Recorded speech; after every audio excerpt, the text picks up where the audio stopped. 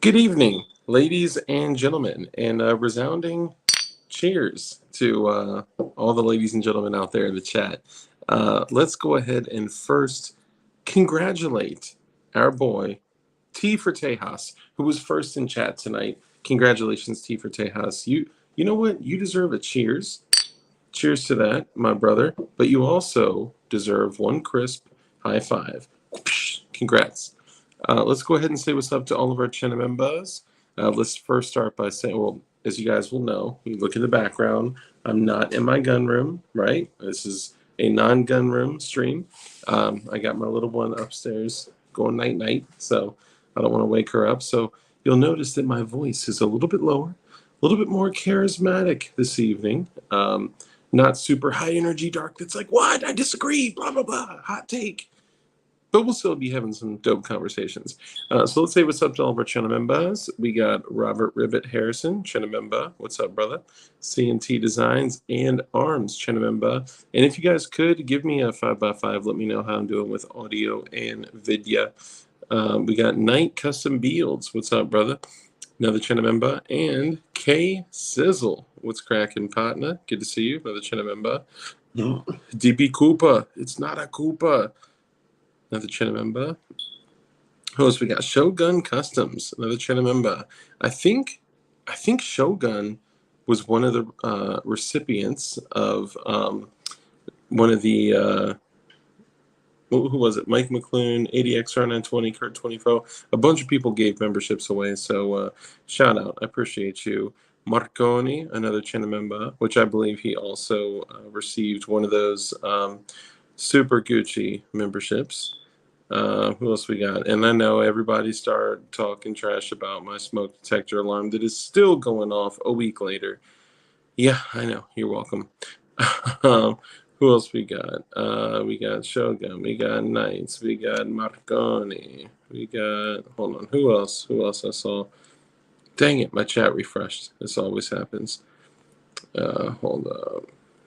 Night Custom Builds.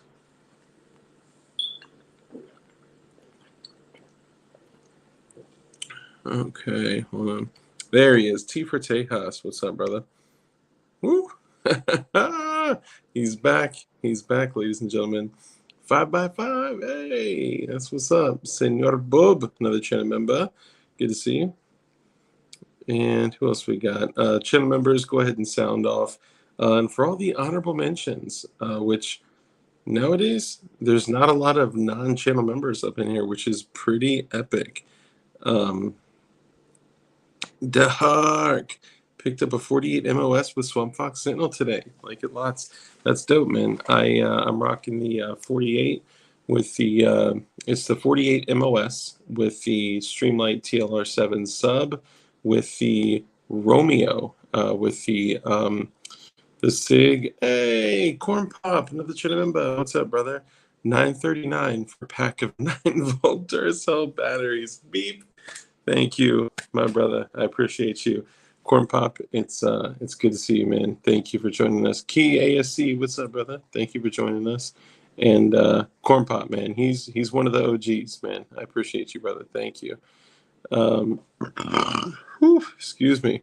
So let's go into the honorable mentions. If I miss any other channel members, which of course Key ASC is another channel member. If I miss you, just sound off. I'll make sure I find you in chat. Okay, and Corn Pop is a channel member. So, honorable mentions. We got Martin Kaminsky. What's up, brother? He says, happy birthday to Anne Hathaway.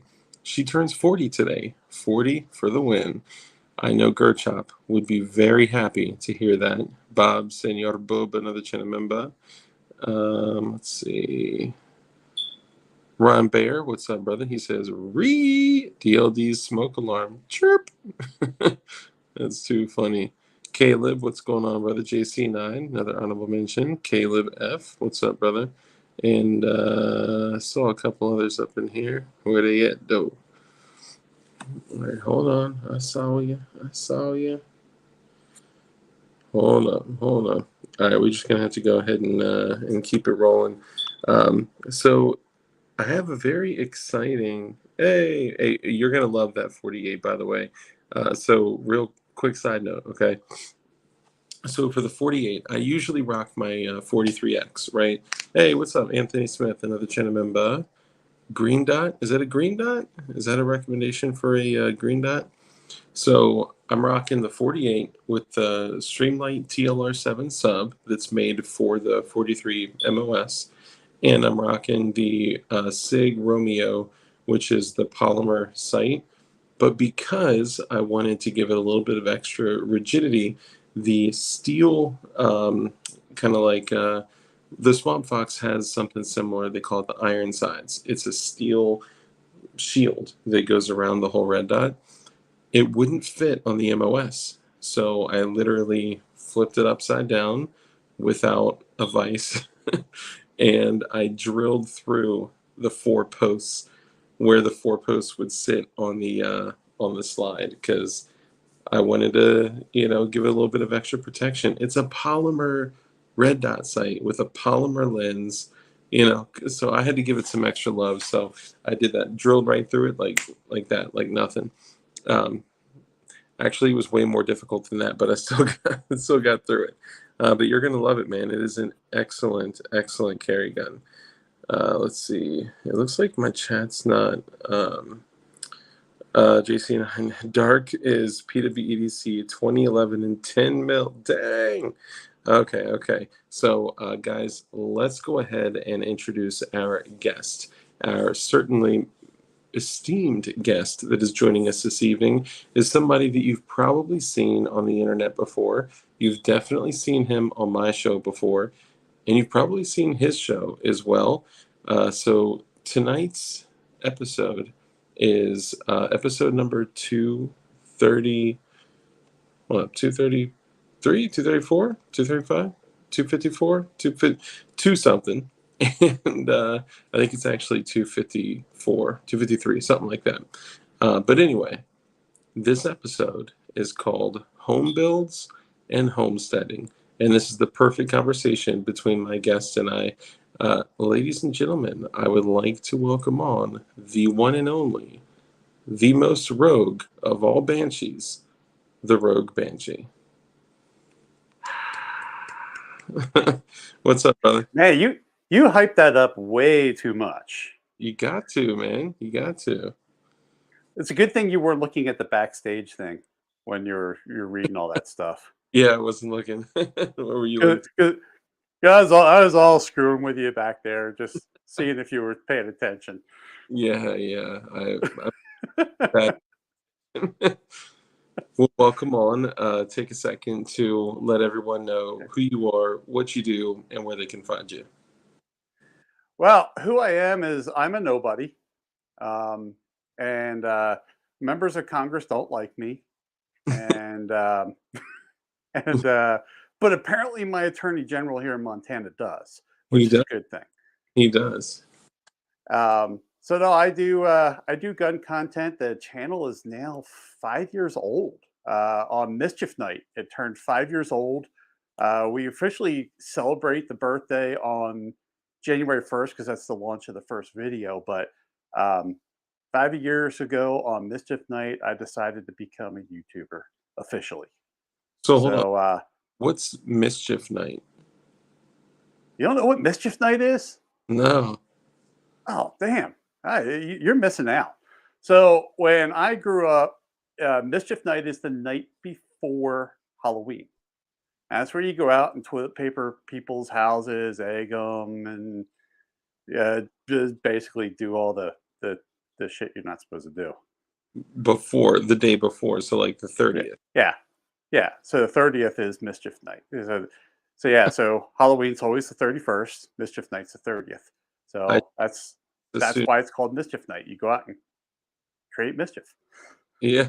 I just always assumed that the 31st was Mischief Night. No, that's Halloween, man. No, it's Halloween. Yeah. So I kind of live up to the whole mischief night thing for the channel because I love pissing people off, especially anti-gunners and politicians and occasionally YouTube. And I apparently really pissed off TikTok because I got the boot from TikTok Yeah. You um, got permaban. earlier this week. Permaban. Yeah. Um, What happened with that? on a dumb video too. Had nothing to do with. I mean, it was me shooting, and it was slow motion. Well, not even quite slow motion. I mean, you could see muzzle flash, and it was nothing. It wasn't even building, but screw them. You know, it's the CCP. They really don't want people to see what happens when you Yeah. fire a handgun, you know? Well, it was a rifle, so and even better, it was an AR-10, um, and I cannot confirm or deny that that lower receiver does not have a serial number, Ooh, nice. and that it was put into a device that has a blue anodized top to it Okay. and and a and a a thing to route out wood. Can can you confirm or deny if it sounds like yeah, Yeah, it sounds a lot like that, especially when you're doing the circles with yeah, it. yeah. Dude, that thing, the GG3 is number one, it's a remarkable machine, right? It's incredible. Number two, it is ungodly loud. Like it is Yeah, crazy. I want to get one day. I really do. Um, right now, I like the new one they came out that you can mill out slides Yep, yep. for the optic cut. Yeah, that's a game changer. That's awesome. And being Huge. do that, like now, so now that people are spending more time on, the G code and, the capabilities of it, we went from basically being able to do polymer 80s and 1911 frames to, now we can do, I mean, that you could do AK stuff with it. You can do 1022 receivers. You can do slide cuts. You can do all sorts of stuff with it, and it's just becoming way more uh, user friendly and usable because all the work that people are putting into that. So do you?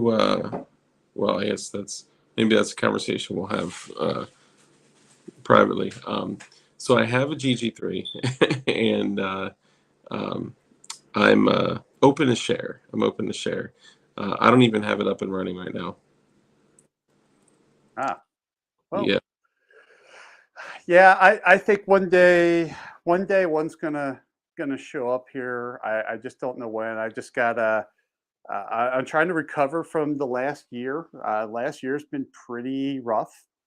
Uh, just for those in the audience, on the Thursday before Thanksgiving last year, my department was eliminated at my day job.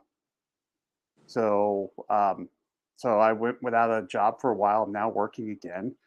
And what's kind of nice, we're talking about homesteading. I'll go through a little bit of this.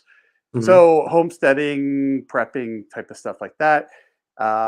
If you go back, when did we decide? It was like a year ago. I was on your show last. Well, it was like over a year ago. Just over. Um, we we kind of talked a little bit about this. So, people think prepping, like they're thinking like, hey, you know, I don't know, depending on the fiction you read, it might be James Wesley Rawls type of prepping, or it might be, hey, Yellowstone's going to blow up. I know Yeah. someone in the chat was asking where in Montana. I am actually out of Helena, Montana. Um, but so we do things here. We have 3/4 of an acre, and 1,600 square feet of that is garden. And then we have what, like 4 apple trees, 4 plum trees, a couple of cherry trees, and a couple of cherry bushes. So Oh, we prepare for our food because we can. It's only just my wife, myself, and 2 dogs. hmm. We put a lot of food away, and then we became debt free almost 2 years ago Nice. because I work in IT. I do cybersecurity, and when economies turn bad, we're the first ones to get cut, Yeah. especially the cyber people, which should be the direct opposite. But oh well.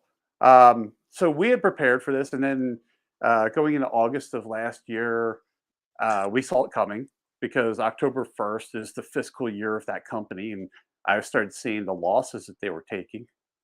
And we had prepared. We had the house is paid for, and all that stuff. We had food because when we buy food, we buy like half a cow and a whole hog, Yeah. and we got we have 3 freezers, so we had food.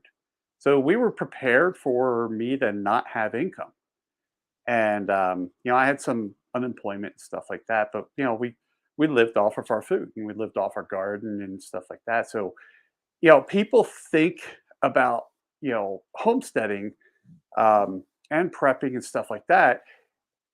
The biggest thing to understand is that you got to know what you're prepping for, right?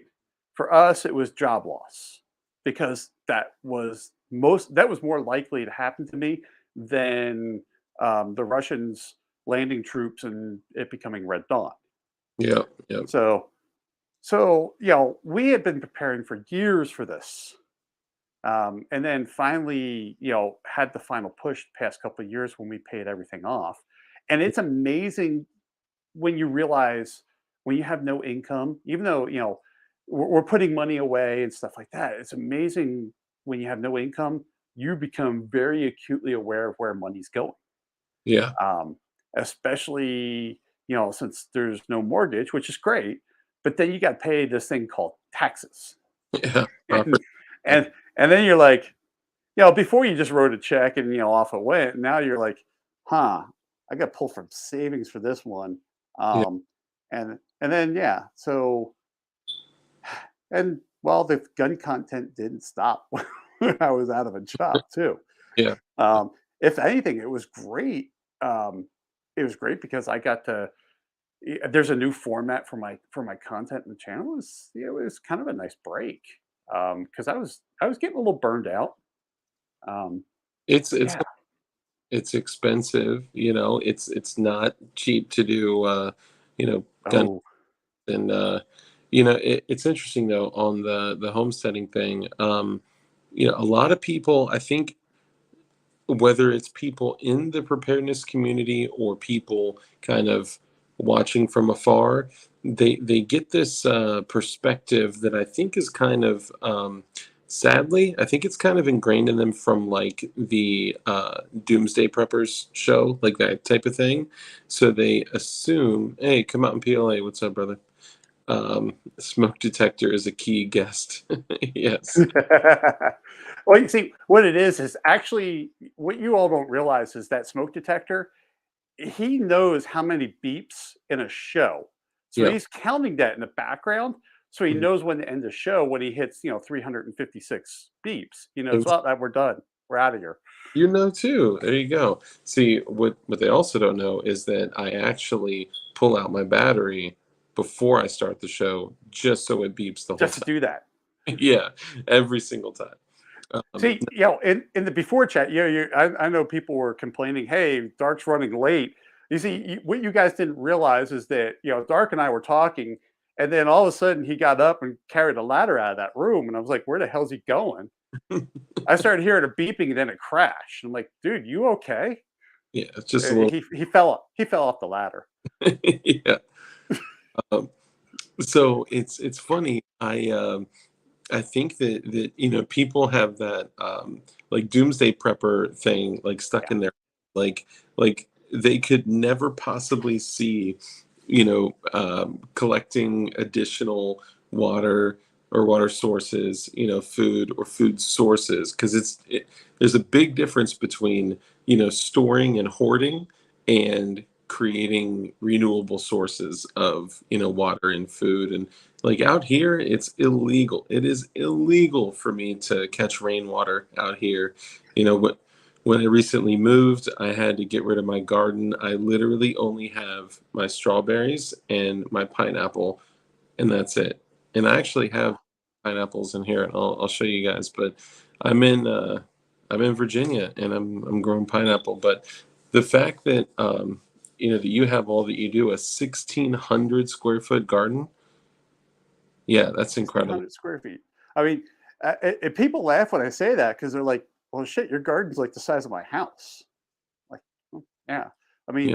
it didn't start that big. It started off, kind of small, and then we just kind of expanded it. It took years to get it to that point, and then um, the land that this neighborhood was on used to be a farm. Well, farming doesn't do. It's so funny because farmers need soil, right? Hmm. But they sure as hell don't take care of it. No. Because I my dirt, you go in, you dig in it, and it's shit. I don't know. It's like the color of this. I mean, it's light, Yep. Yep. um, and even that might even be darker. So it took us, years of working the soil to get it back, and then um, our garden is all organic, Hmm. and we use no pesticides as well. So we're controlling the environment and what's going into our food source. And now if you go out there into the garden, well, you get not now because there's a foot of snow on it, but um, when You you can, know we get snow. Yeah, it snowed. It snowed all week here. what? Um, yeah, I didn't get my range time yesterday. I was pissed That- because yesterday was freezing fog on top of it. But yeah, we got about a foot of snow. Dang, that's crazy. So yeah, today was a warm morning when I woke up. It was 1 degree this morning. Wow. Yeah, when all this week. So since I work East Coast time, Hmm. I start work at 6 o'clock in the morning, and Dang. I'm usually up around 3:30, 4 o'clock in the morning, Oh. um, and that's usually when I'm doing some. I usually do some filming, and I have physical therapy that I got to do for my knees and my back and all that stuff, Mhm. and then I start work.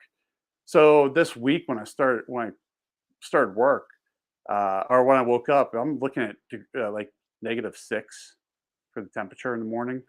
That's crazy. So yeah, it So gets a little chilly up here. even if like shit went crazy and the power went out, your freezers are solid. They're good. Well, you prep for that, right? Yeah, yeah, um, what's funny is, we used to live on the East Coast. We used to live in Delaware, yeah, and you're in Virginia. There's these things called hurricanes that come through every once in a while. yeah. Um, we had a generator, and what's funny is we rode out a storm. We rode out a hurricane. Everybody had no power in the neighborhood. Hmm. Well, we had the generator in the garage. We had the garage doors lifted up to let air through and all that stuff. And Hmm. and then we ran, we have the service coming in, and we're riding out a hurricane, ch- uh, rocking an Xbox. We're on Xbox Live. Uh, we had lights. Our fridge was plugged in. Our freezers were plugged in. We were just sitting there, just having a good old time. And of Only, course, everybody's crawl spaces are starting to fill up with water, and ours is still pumping. So yeah.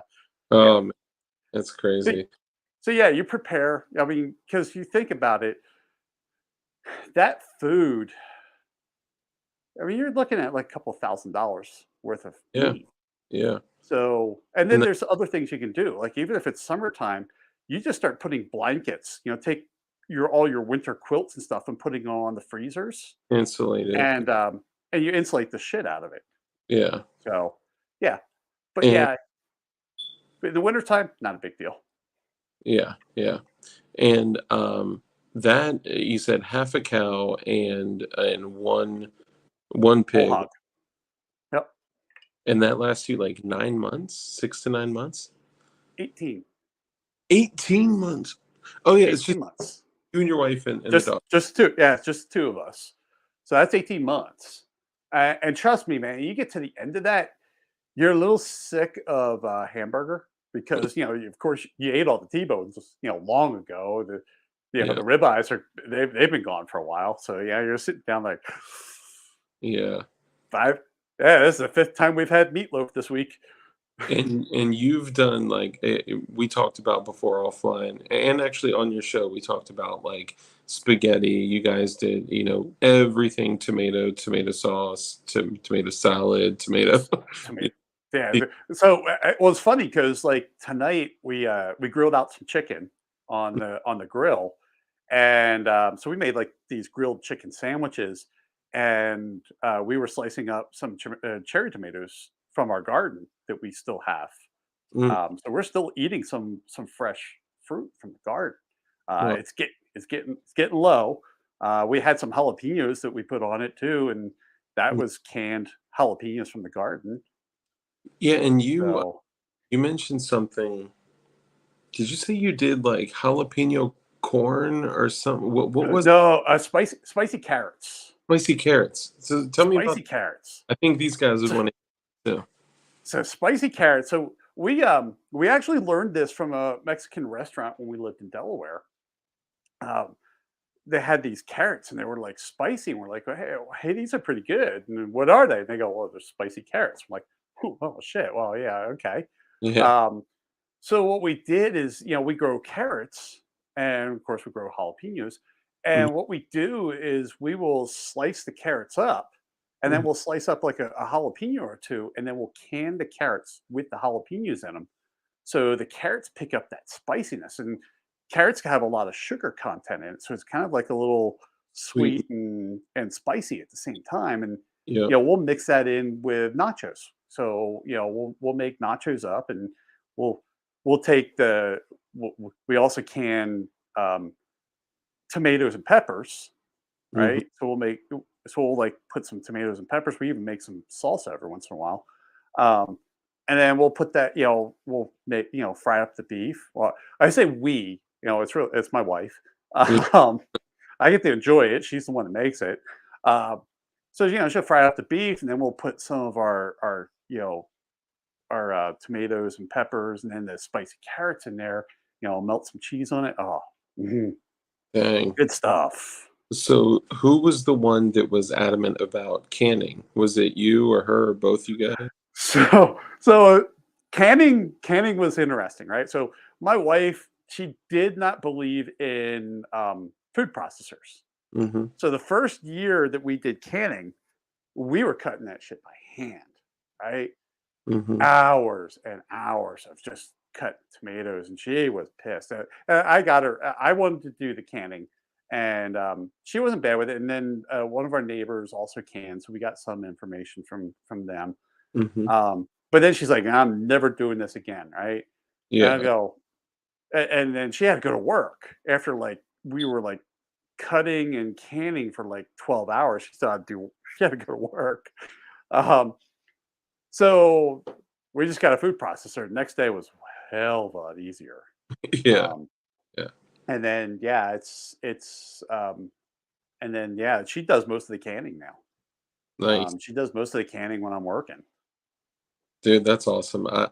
I've always wanted to get into canning. I talked to Eric and Chad from IV88, and they're both heavily into canning. Like, I didn't know that. yeah, Chad is sitting on almost 2,000. So, and I'm only saying this because he's publicly said it. Okay, he's sitting on almost 2,000 jars right now, filled up. Wow. I am probably shit. I'm probably 40 cases. There's 24 to a case, so I haven't done that math. Um, Four times, I that like 900 yeah, ish. probably about 900. Damn, And that's then a lot. and that's the thing. That's the thing about canning. So anybody's looking at going canning, you're going to hear about water bath and you're going to hear about pressure canning. First of all, screw water bath. Don't go there. Yeah, they're Um, doing like a dozen. well, so here's the problem with water bath. You Mm, have to figure out whether you have high acid food or not. And then if it's a low acid food, you need to add like lemon juice to it to make it a high acid so that way it'll can. Well, with yeah, pressure canning, you don't have any of that. None of that exists. You just can it because with pressure canning, that heat is getting so high, it's killing everything inside. All the botulism and all that crap. It's just killing it. that's true. Um, and then the nice thing with pressure canning is you get to can meat. You Yeah, can't water bath meat. that's So you're doing it in lard, yeah, yeah, exactly. and you don't want to do. So you, yeah. So what we do is, for us, like, again, it's just two of us. So when we like want to turkey at Thanksgiving, right? I Hmm. have turkey.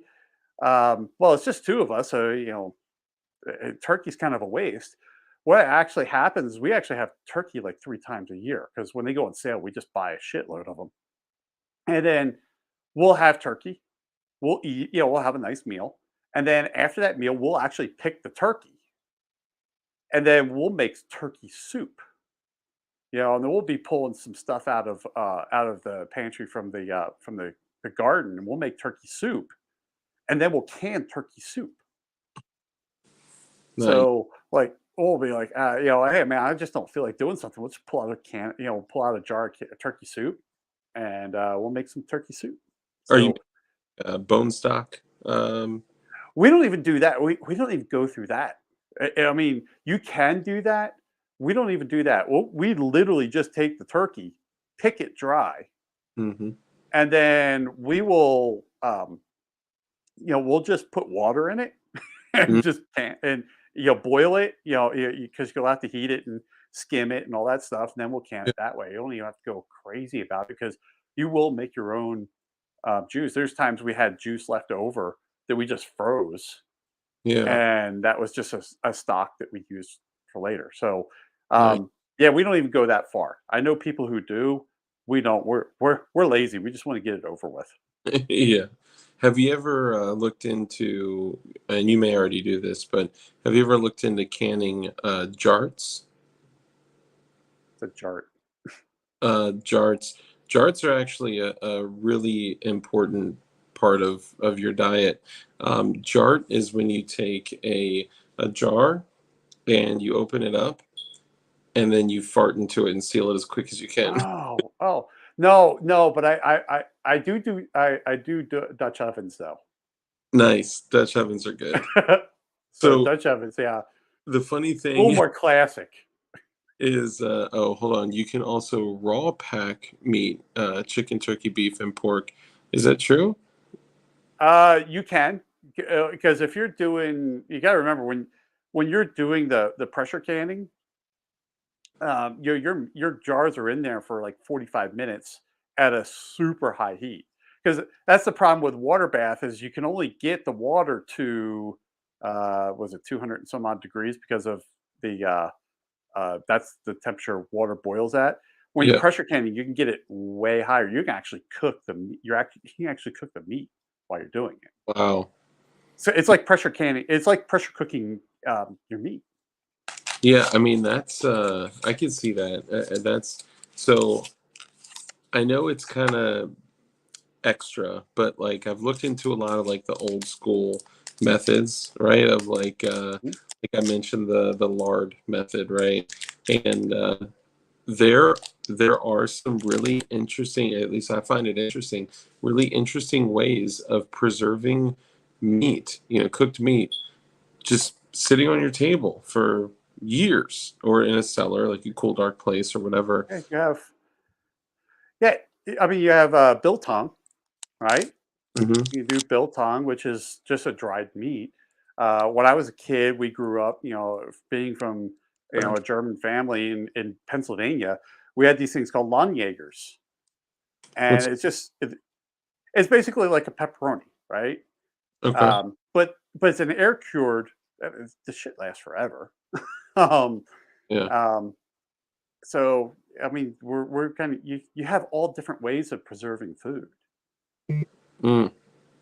Yeah, I I guess I'm just blown away that if you cook, let's say like a bunch of like just cut a shitload of the fat off of a pig and you cook it down and dump your meat into a jar and literally pour the the over it, and as it cools and congeals into this white mayonnaise looking shit that will Yep. keep good and hydrated. And of course you can dry it, you can salt it, you can do all sorts of shit like that. You can smoke it, right? You can smoke it.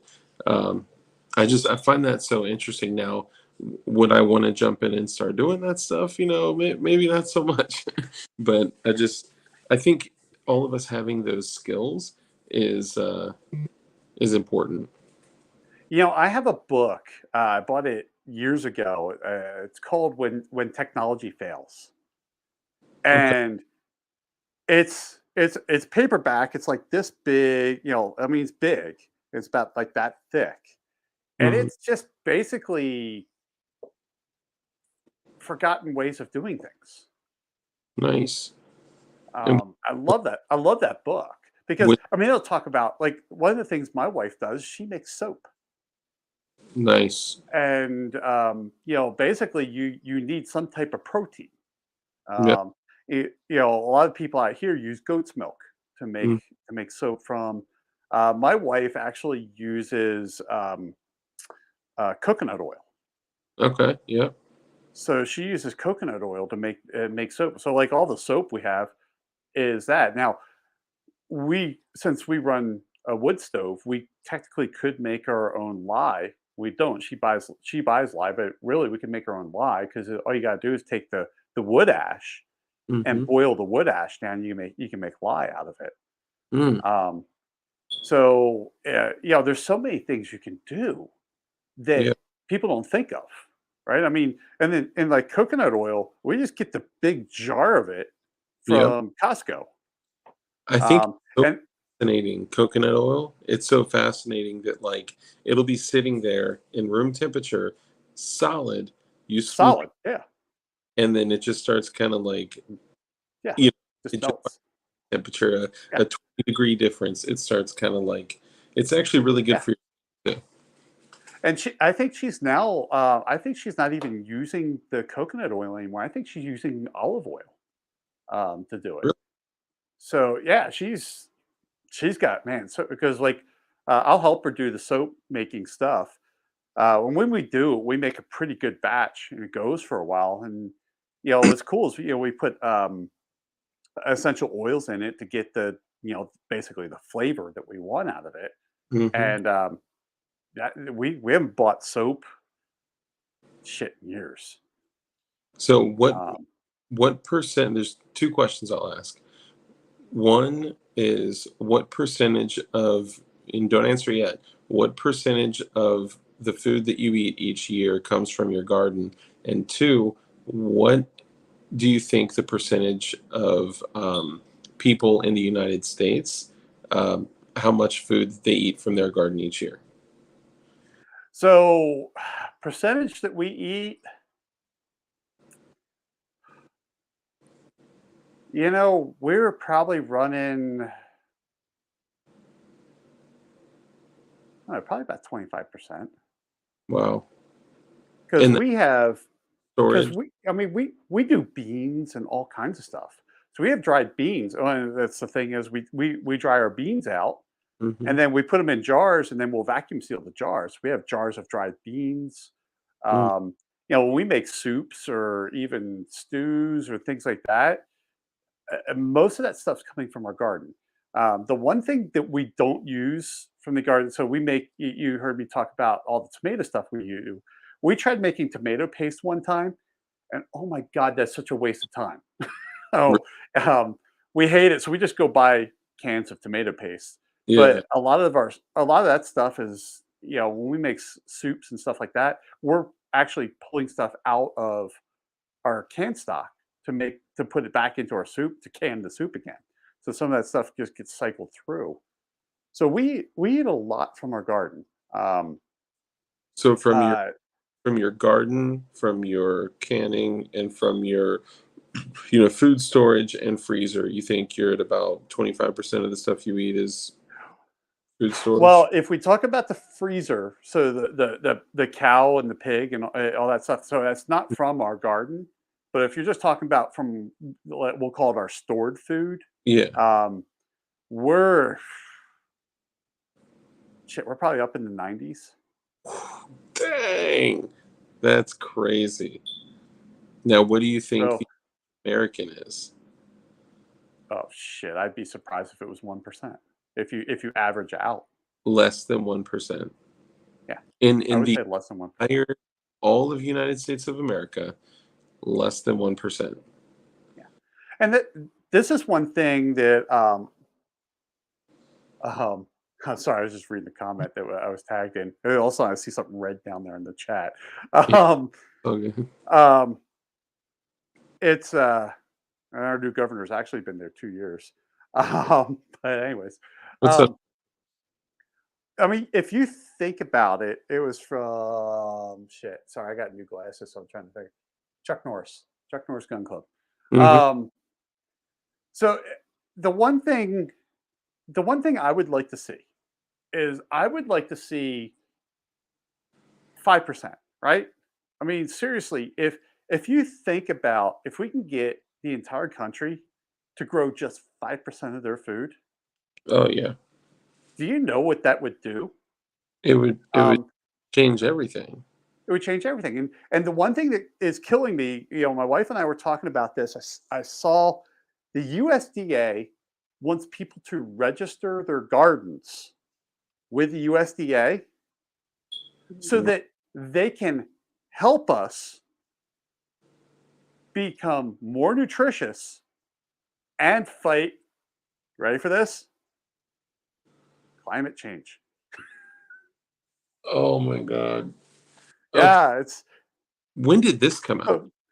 oh, uh probably about a month or two ago. That is absolutely preposterous. So this is the greatest thing is they're going to help you with nutrition. These are the people who, well, they like Monsanto.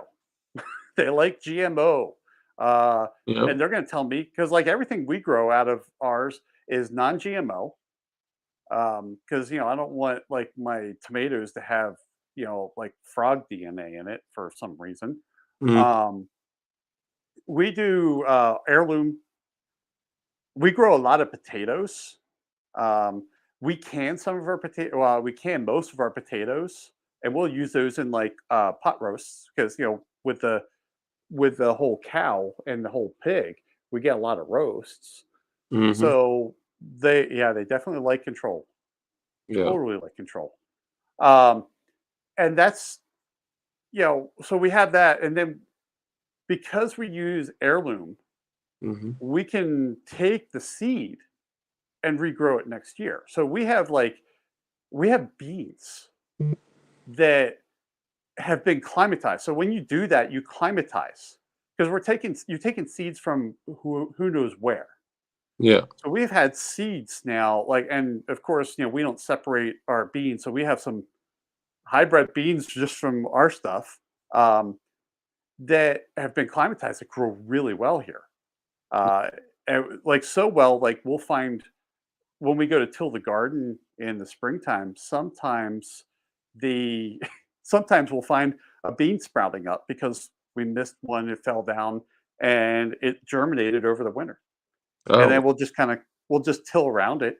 We'll have like spaghetti squash that just magically starts growing somewhere else in the garden. And we're like, wow, I got carried somewhere.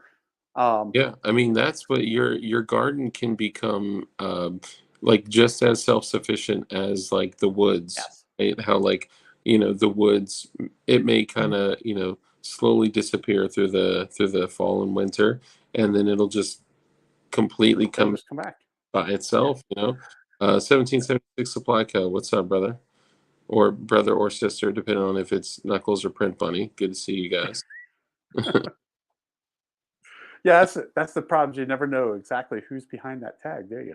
Yeah, I know, right? Um, the Volunteer. one thing It's the funny. one thing that kills me about things, you'll see like these survival food banks, right? The seed banks.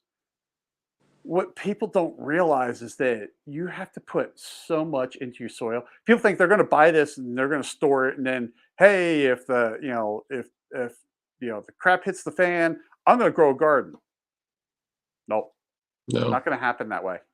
It's going to take you years Yeah. before you get that garden up and running and going. It's Um, years to grow grass. yeah, Like the amount of work you need to put into soil and how much you learn, grow something, fail, learn, grow something, fail. I was getting inconsistent fruit. It was from yeah, inconsistent watering, inconsistent sunlight, and you learn what plants shouldn't be next to each other. Since yeah, since I've moved, I've gone from a place where I had lettuce, cucumbers. I just started to do potatoes. Well, it's a long story, but I had I had peppers. I had my strawberries, raspberries, blackberries. I even took a shot at bamboo, which it's hard to mess up bamboo, but I did.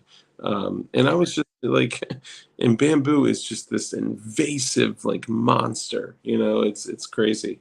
And I was trying all this different stuff, and most of it died. But what the tomatoes did really great. They were heirloom. They were they were doing great, but I lost those to raccoons and squirrels.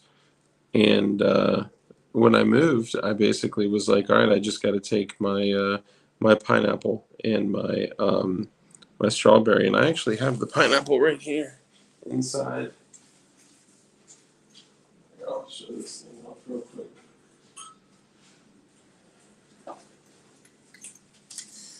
right, so this is a pineapple bromulade. You ready? there you go. And this thing is uh is growing. It's it's getting there. It's gonna take some time, but what these are really most notable for is they'll start to grow other little things. I forgot what they're called, but they're little sprouts, and you can pop them out and put them in soil and grow Make other, another one. yeah, grow other pineapples with them. Yeah.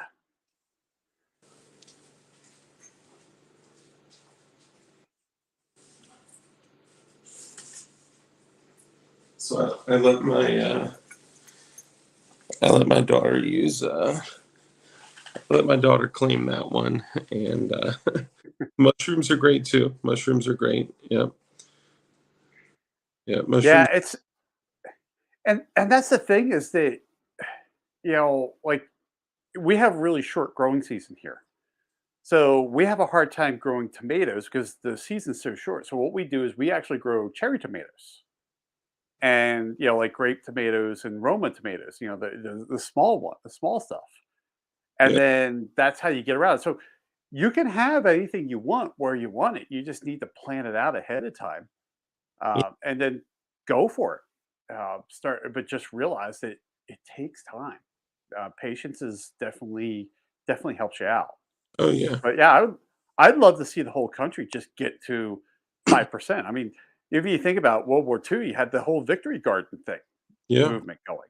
yeah, Um, go back, let's go back to that. I mean, even if you just have container on your deck, go do, go have some, go have some tomatoes, and yeah, it's amazing. Um, and then going back to the whole thing of registering your garden, why they want it. It was already said, it's control. yeah, They want to know what's going on yeah, because someone growing their garden means that they're not reliant on the FDA, yeah. and the FDA doesn't like that, right?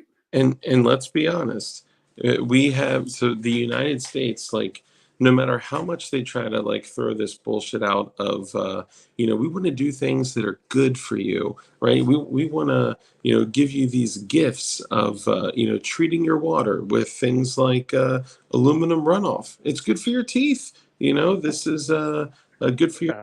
lithium. It's great for you. It's great, like, so the fluoride thing. Fluoride was actually toxic waste that they would actually ship out on boats to China, and we would actually pay China to dispose of this fluoride, which is just literal aluminum runoff. That's all it is. And once like the late 80s, early 90s hit, they were saying stop using aluminum pans because putting that much aluminum into your food and into your body is actually really bad for you. But we got to remember that we're literally gargling aluminum runoff with our Yeah. water, and there's lithium in the water and all sorts of stuff that's, not good for us. And I'm not trying to be like a conspiracy theorist. I'm just telling you guys that that stuff exists in your water, amongst a Well, lot of other things. so let's take the water thing. All right. So this. I'll show you this. This goes with me. Um, we have a Berkey water filter here at the house. So we filter all of our water. Now, being out here in Montana with a lot of mining, there's trace amounts of arsenic in our water. Mm, So it's, hey, still it's safe for you, right? Well, I'm sorry, I don't want arsenic. I don't want yeah, to drink arsenic. I don't want. So we have, yeah. So we have our Berkey. So they have the big black filters in them. Well, underneath we have the fluoride filters on there because we're in a community well. And there are times we'll turn on the tap and you can smell chlorine. It's like when you smell that, it's like, what did you guys do that you had to dump that much chlorine into the water? Something needed to be sanitized. Yeah, So we drink out of we drink out of our Berkey because people are like, well, okay, well, if something's wrong, they'll put a boil ban in. The problem is by the time they find out about it, you've already drank it. yeah, So with those fluoride filters, they filter out the arsenic, they filter out fluoride, they filter out all the heavy metals. So honestly, we have really, really good drinking, drinking water. Tastes good. Now, this one, just basically, this is just a sport bottle Mm. that goes with me to shot because at shot, I'll just go right up to a faucet, fill this thing up, and I drink out of it. And this is basically just the black. It doesn't do the, it doesn't do the fluoride or anything, but at least I'm, I'm filtering out some of the crap that's in there. Yeah, Um, I don't love the idea of, so I do drink from filtered water that's filtered through the refrigerator, and then I filter it through a Brita, and it's still hard water. I mean, there's a lot of like lime scale deposits and stuff like that, and I see it when I use it like for coffee and things like that. But even then, a lot of people have said, and I don't know any of this to be true, I'm just saying, what people have said. They're saying that water, like bottled water, has a lot of soy and like other stuff that may not be too good they for you. make the bottle. They make the bottle out of that stuff. I mean, you have the Really? BPA and stuff like that that leaches out of the plastic. See, Um, I want the bottles so I can keep all of the plastic bottles to use them to cook them down with pyrolysis to make fuel and diesel and there you gasoline. go. There you go. Yeah, and Um, you were making some stuff, maybe not fuel and diesel, but no, we weren't quite high test, but yeah, this year. So I told you about the apple trees out there. yeah, So we get a lot of apples, mhm, and well, you can only eat so many damn apples, right? yeah, And there's only so many pies that you can make and freeze, which, yeah, we do that. We actually just finished up an apple pie. There's a reason why this is getting the food blisters getting bigger. I'm going into my hibernation mode right now, and eating all the good stuff. yeah, Um, but yeah, this year I tried making hard cider, and I was just looking at that actually earlier this morning. So it's ready to be drank. I'm ready to drink it. But we also have plum trees, and one year we were just inundated with plums, and I yeah, made plum wine. Um, and I mean, we made, oh crap, 20 to 30 gallons of plum wine one year. Still drinking it too. Um, it's yeah, some of the best $2 wine you'll ever taste.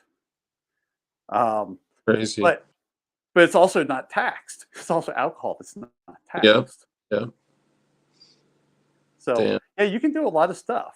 I mean, it's not hard to ferment. yeah, Uh, and it's I mean, safe, just right? yeah, it's safe. Yeah, Um, but yeah, I mean, I can't wait to taste the hard cider. What else? We even made apple juice and froze apple juice. Right? I mean, there's just things yeah, you have. Like when you have excess. Like I was talking to a neighbor of mine, and we just got talking about it, and he's just like, "Huh, I never thought about that." And he has grapes, and they have like an abundance of grapes that they just let the birds eat. I'm like, damn, if I'd known that, I would have made wine. I would have traded you some apples for some grapes. yeah. Didn't you do some bartering with a neighbor, or are you I going? ha- there has been some barter. Sometimes it's just you don't barter with finished product because that's what gets you in trouble. Yeah, yeah, for sure. Yeah, just it's kind of like But the whole thing. I said this a while back, but and of course I took it from someone else, but talking about the ATF and all the crazy shit that they've been doing, it said something along the lines of like the ATF would say 2 cups of flour is a baked cake, right? Like yeah, the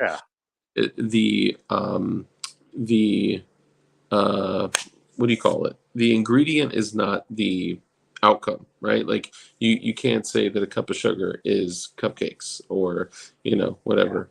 But yeah, you probably don't want to do too much with the completed product. But yeah. now getting on to the ATF, um, let's jump into firearms. What you're a Oh, build? totally. Yeah, what's up, So Crump? Crump's there. Oh, look at that. Yeah. So you're a builder. So You've been building I'm a for builder. yeah, I do. I dabble, yeah, right? yeah. um, yeah, no, I do. I know we're live, so I can't handle a couple of things. But I Hmm. did show you. I did show you two 1911s. Yeah, One does fire. Now it's just I'm making it prettier. Kind of customizing it the way I want it. yeah, And that's the one thing I love about it. People are go, oh my God, they're, I hate the word ghost guns, right? They're ghost guns. They're trying to get around. No, I just love, yeah, I bet Crump supports the ATF. ATF are best buds with Crump. Um, just they love her. they love it when Crump shows up to their table at a show too. Oh God. They scramble like rats on a sinking ship. Yeah, yeah, I've seen that. But that's the thing is that, have fun with a build. I was on a podcast and we were talking about this, and the person running the podcast didn't understand the whole 80% stuff. And like, well, you can save money. I'm like, no, you don't. Yeah, You don't build 80% to save money. yeah, You do it for pride, accomplishment, building something you want, modifying it to fit your needs. I saw a meme earlier today. It was, the whole thing where they're drinking and laughing, and it was like he said he got into reloading to save money. Um, yeah, you know, that's kind of yeah, that's kind of gun building, right? You yeah, don't get into it save money. You get into it because you really want to do something special. yeah, Um, and there's a lot to be said about pride in what you do and a sense of accomplishment. My first 80% gun that I built was a 1911. Man, I took a header right into the concrete with that one. yeah. That's Um, a first build. and it, I enjoyed the hell out of it. I loved it. I wanted to do more 1911s, but that's that's when JSD came out with the MUP one. So I went 1911 MUP one. Then finally, I did a Polymer 80. So you went like, So yeah, backward. I went backwards, right? Yeah, yeah, And then, but no, I love building them because I get to do what I want. yeah, Especially 1911s, I can do so. I mean, people freak out. Uh, they'll see me take a file to a slide, and I'll round off edges, and I'll start doing things. Take some sandpaper to it. I'll sit there, and go, hey, these got square notches. Let me take a chainsaw file and make them round notches. Um, nice. it's just, Your own. it's so much fun. You did your own What's checkering that? on the. Yeah, I've done my own checkering. Yeah, it's funny. I so want to pick that gun up right And then you now. and the pre-recorded shows that usually. I remember when I came on your show, and I was like, "Oh my god, I can show guns!" you know? Yeah, yeah. That's the one thing I like. The sad thing about doing the pre-recorded shows is you don't get the chat, right? Yeah, That's one thing I miss. That's why I love coming on to everybody else's podcasts that are live because I yeah, don't get that on mine. But no, it's you do checkering on them and you sit there. I mean, here's a checkering file right here. This is actually the checkering file that I used on that 1911, and it's an expensive file. yeah. I bet. Um, learn learn how to use some new tools. Learn a skill. I mean, it kind of goes into the whole prepping thing. Is learn a skill. If you want to take gun building to the next level, do it. I Yeah, mean, I have no problems with people building as many Polymer 80s as they want. I say build them, build more. yeah, If you build one, build two. yeah.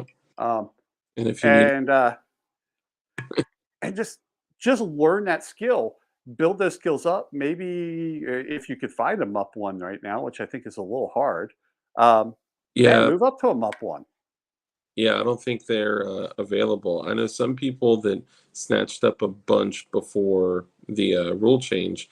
But see, that's the interesting thing, right? So, like, we look back at like when all this started. You would buy a lower somewhere, right? Like you'd buy an AR lower, and then you would have to go somewhere else to get the jig. That's how this always was.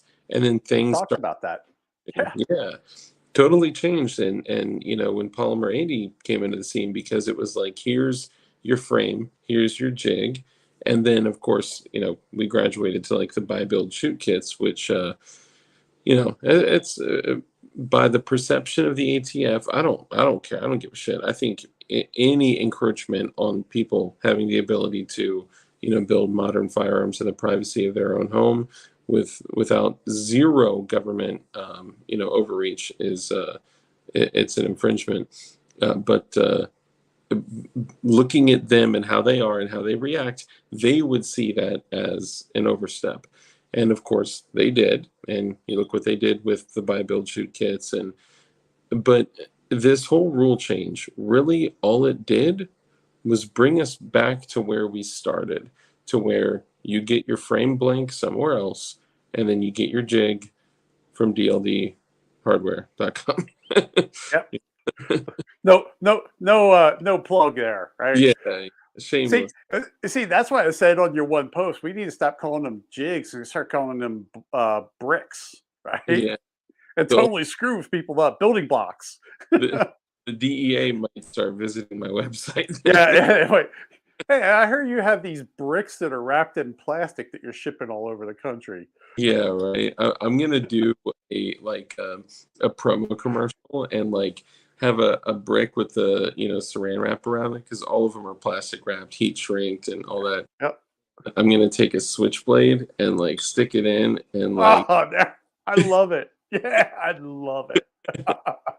just to Oh, crazy stupid you need to fun. have while you do that, you need to have like a kind of a Cuban accent and or Wearing have like or kind of do a Scarface with it, man. Right? Have an AR with you with a grenade launcher.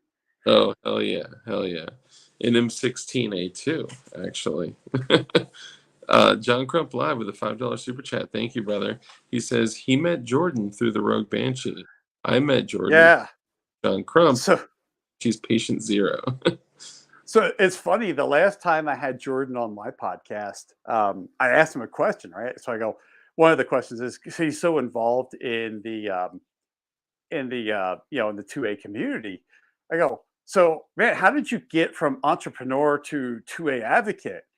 And he was laughing. He goes, I blame you for this. I go, "Like, me?" He goes, yeah, I blame you for it. I go, all I did was introduce you to Crump. The rest was up to you. Funny how that works, right? Yeah. Uh, Kenneth, have a good night, man. Thanks for coming by. That's funny. It's if he's out there, if he's listening, and thank you, Crump, by the way, for that super chat. If Jordan's out there, the one message I would want him to hear is please continue making them up one jig. Yeah. Please, please continue making them up one jig. I'll take them DLD hardware. We'll sell the jigs by themselves. You won't need to sell or have somebody make them, right? And you continue doing the frame. Well, we need to keep it all legal, but just come on, come on. Like they need to be. People are hitting me up. They're asking about them. Come on. So it's funny. So Jordan and I had talked offline because I had come up with a couple of things. When we were coming, when this thing was starting to come around, I threw some ideas at him. I think Mhm. he's so busy, and then we threw this thing because I had an idea of, hey, what about a Mutt one with the rails being because the rails are oversized longwise. Mhm. What about them being oversized thickwise too? And he's like, well, what are you thinking? And I go, I'm thinking custom custom slide to frame fit like a 1911, Mhm. only in a P320. And he starts throwing this around. I learned a little bit about how they make them up one at that point. Mhm. Because he's like, we'd have to do this. I'm like, So because I said to him, I go, look, if this thing hits and you can't make 80% month ones, crank out, I go, you have an FFL, crank out 100% month ones, make them so they're custom fits, where the rails are oversized so we can make custom fits and maybe start making some, really nice tight fitting P320s. Yeah, yeah. And he, That'd be cool. he's probably just so damn slammed though. That's the problem. I Yeah, mean, he's that would be. kind of fight for his business now. I know, man. I know it is hard out there for every single firearm parts company that I know. The market itself has taken a bit of a hit, and I got to be honest, man. I'm seeing a lot of content creators after August 24th come out and straight up say that building from 80% kits have been banned. And I saw another channel say that after August 24th, 80% frames have been banned. And after September 24th, you need to serialize all your completed builds. I was like, what? Yeah, no, it's all bad. So here's uh, And these are people, so I millions. got I got the greatest response for that, and it happened on the second, and it came from the Montana Attorney General's office in a Oh, yeah, letter to YouTube, we got to talk about that. and and so like everybody was talking, a little bit earlier about one of my videos got taken down because of 5 U.S. senators. So I got pissed off and all that stuff. Big story. By the way, that's Monday's podcast. I talk about that, So, but we will talk. We will talk about it tonight. real quick. So, you guys need to understand that what he's saying is that he put a video out showing people how to Make safely, them up one. yeah, the MUP one, and how to do it safely. And this is the Senate letter that a lot of other content creators were on too. But it was five senators, right? Yep. Five senators signed this letter saying that his video, including other content creators' videos, needed to be removed. That like that's just so crazy to me. Sorry. So, no, that's fine. So through my battles, it ended up my last ditch effort was the Montana Attorney General, and yeah, because of NBC Ralph. uh, but so my last ditch effort was the Montana Attorney General's office, and I had uh, um, Diana Mueller on my podcast. So she runs the DC project. Sorry, real quick. So that Yeah. is true. Different states do have different laws where you do have to serialize them. Like for an example, Massachusetts. If you build a frame or a firearm, you have to serialize it within 7 days. Um, Yep. the problem, like with what I brought up, is that they were making it sound It's like federal. yeah, that it was a federal law. But shout out to 28EDU and his channel, friend of the Yeah, channel. man. Definitely great, great person, great channel to go check out. So 28EDU, shout out and thank you for saying that because it is true. In some states, you have to do that. So follow your state laws and stuff. Sorry, Rogue Banshee. No, that's fine. It's great. I'm glad that two AEDUs out there because I have I have a lot of appreciation for that channel.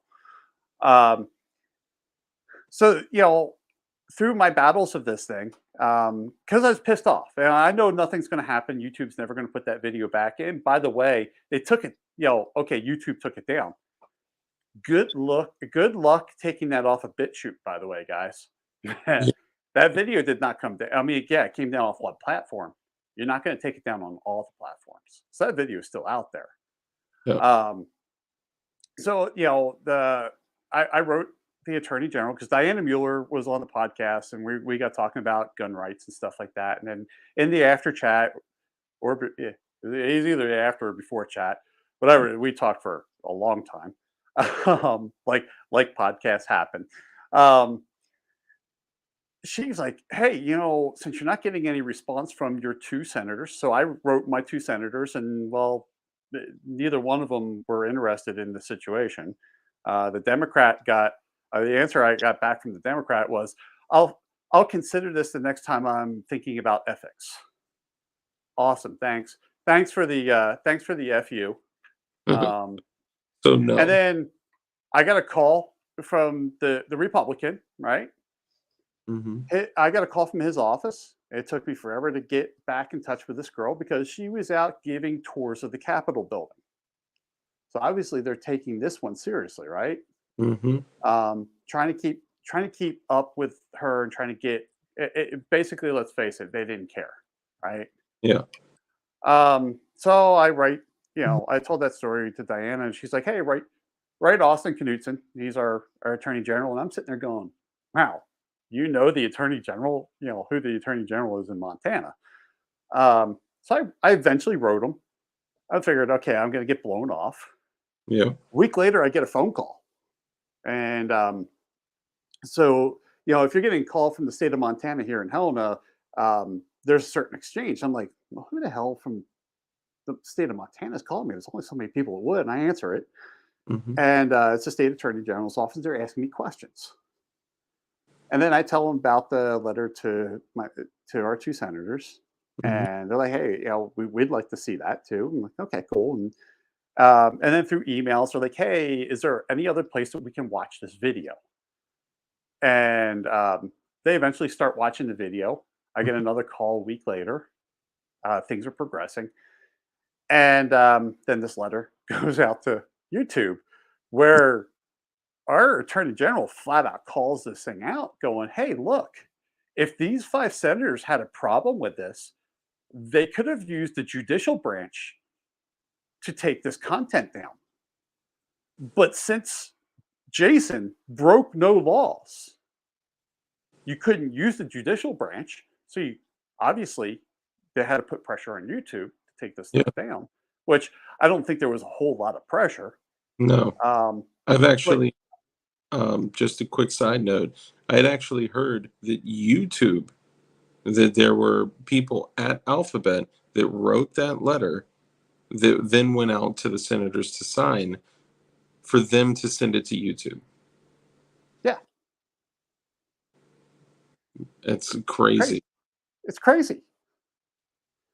So, I mean, and this is the thing that, I mean, how sad is it that I couldn't get action out of my two senators, but I had to go to my attorney general Yeah, to that's get something? And then, so I had a short discussion with Crump offline because before that, I was like, well, shit, they have a Senate ethics committee. Can I file an ethics committee? Can I file against the ethics for this? Because this is highly unethical, hmm. if not illegal. And talking through with Crump and other people, it's like, yeah, good luck with that. You can totally do it, but they're not going to listen to you. Yeah. And I start reading, from the Senate thing, and literally, if a citizen has an ethics complaint against a senator, you get the lowest possible priority. Of It course. has to come from a senator. Well, like, that's crap. Yeah. I just wanted to post this up real quick. Farmer James says, all y'all should try the small town approach. Volunteer with your friends, community garden, something. You can make a difference and never know it. Also, convince your girlfriends in Texas to get. Oh my God. All right. I'm not going to read that. Never mind. Okay, sorry. Good opportunity there. So, So, yeah, and yes, there's a lot of community gardens here in Helena. Um, really. so yeah, there are community gardens here, and you just get like a little plot that you can go out, inside the city there, and it's great. So yeah, if you want to be a little micro farm, you can rent a little plot at a community garden. Totally, totally good way of doing that. Yeah, that'd be awesome, man. I'd really love to. And I spent so much time figuring out how to, and honestly, I got a lot of help from this community right here. Especially Bob helped a lot too, one of our viewers. And I spent so much time trying to learn how to bring this like red clay soil to be able to, be fruitful, no pun intended. And worm casting and all the stuff that I put into that. I would love to be able to actually have a place to do that in the community and get other people into to gardening and do everything from berries and tomatoes and something as simple as like lettuce, cucumbers, potatoes. Like I had a blast growing lettuce and figuring out. Lettuce is easy. Yeah, yeah, It's a high. It's very easy to grow, high yield. We had a lot of lettuce. Man, we were eating a lot of salads. Again, you wouldn't notice because I'm in the winter mode right now. But um, in the beginning of the season, we had a lot of salads. Um, right, Absolutely loved it.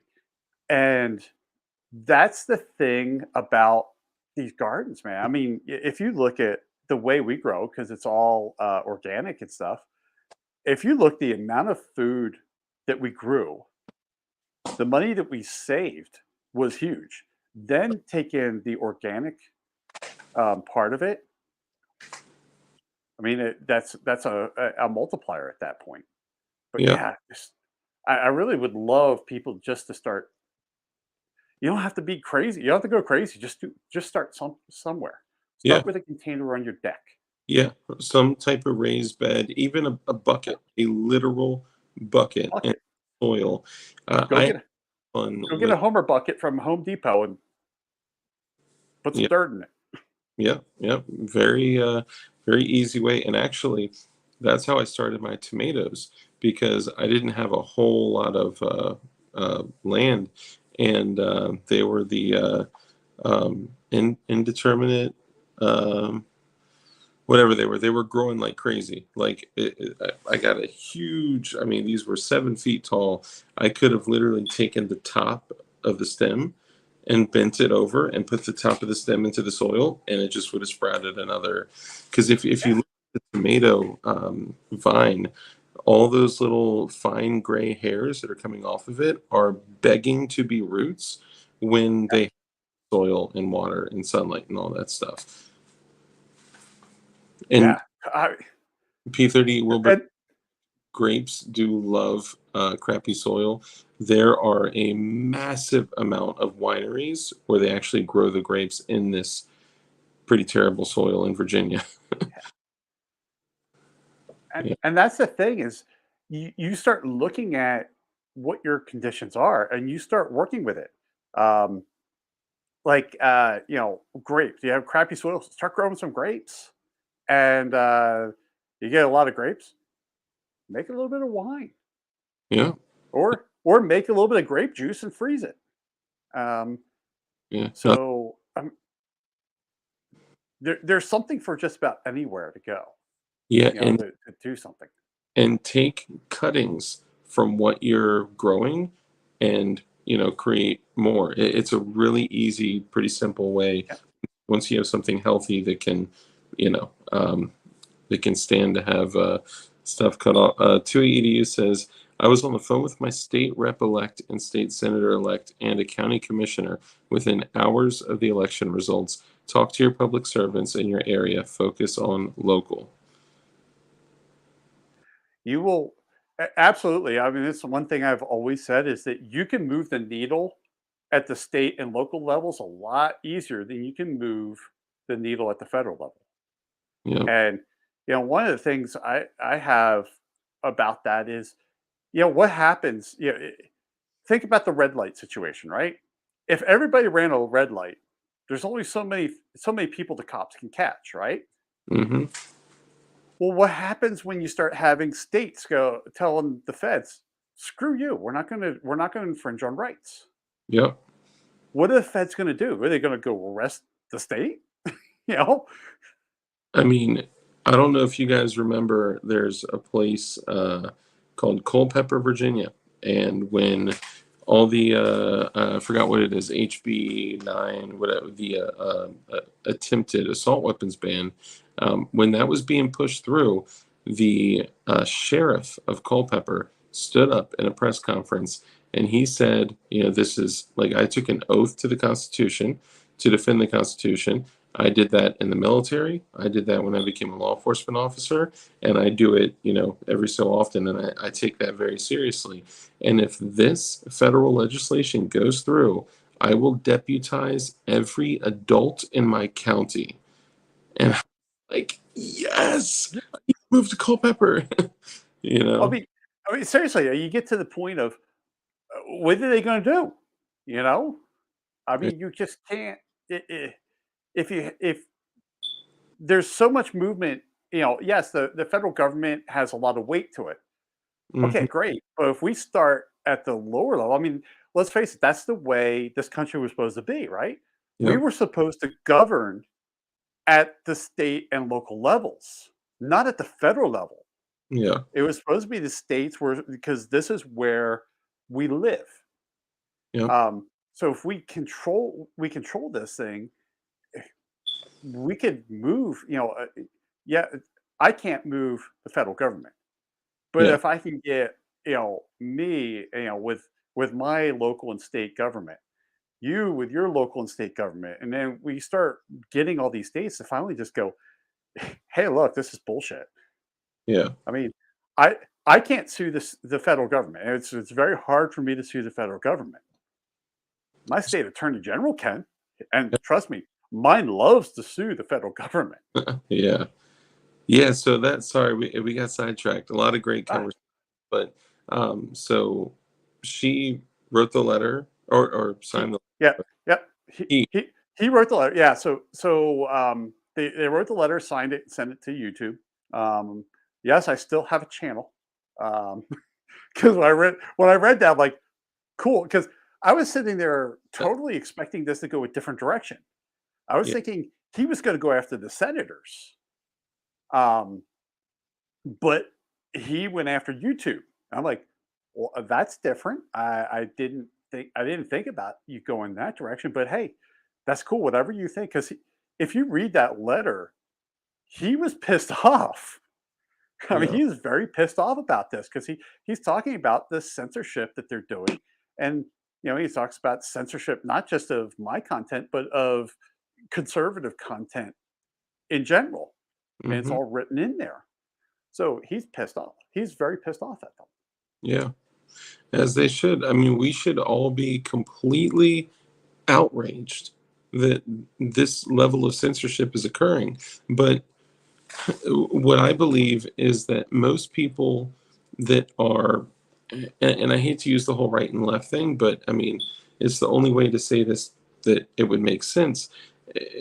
Anyone who is of, a mind of liberty and independence, anybody who is, right of center is, I believe a little bit more stable, a little bit more uh, calm and collected and a little bit more reasonable, and a lot of people are like, you know what, I'm just going to deal with it. I would rather be able to, live my actual life, and then just, but there comes a point where we have to turn around and say, look, this is affecting everybody. This is affecting the availability of information that could change people's minds in the future, that could shift the perspective of, them thinking that private firearm manufacturing is okay or not okay, or that, whatever it may be, or simply Yeah. just gardening, you know, like this can Well, totally people's minds.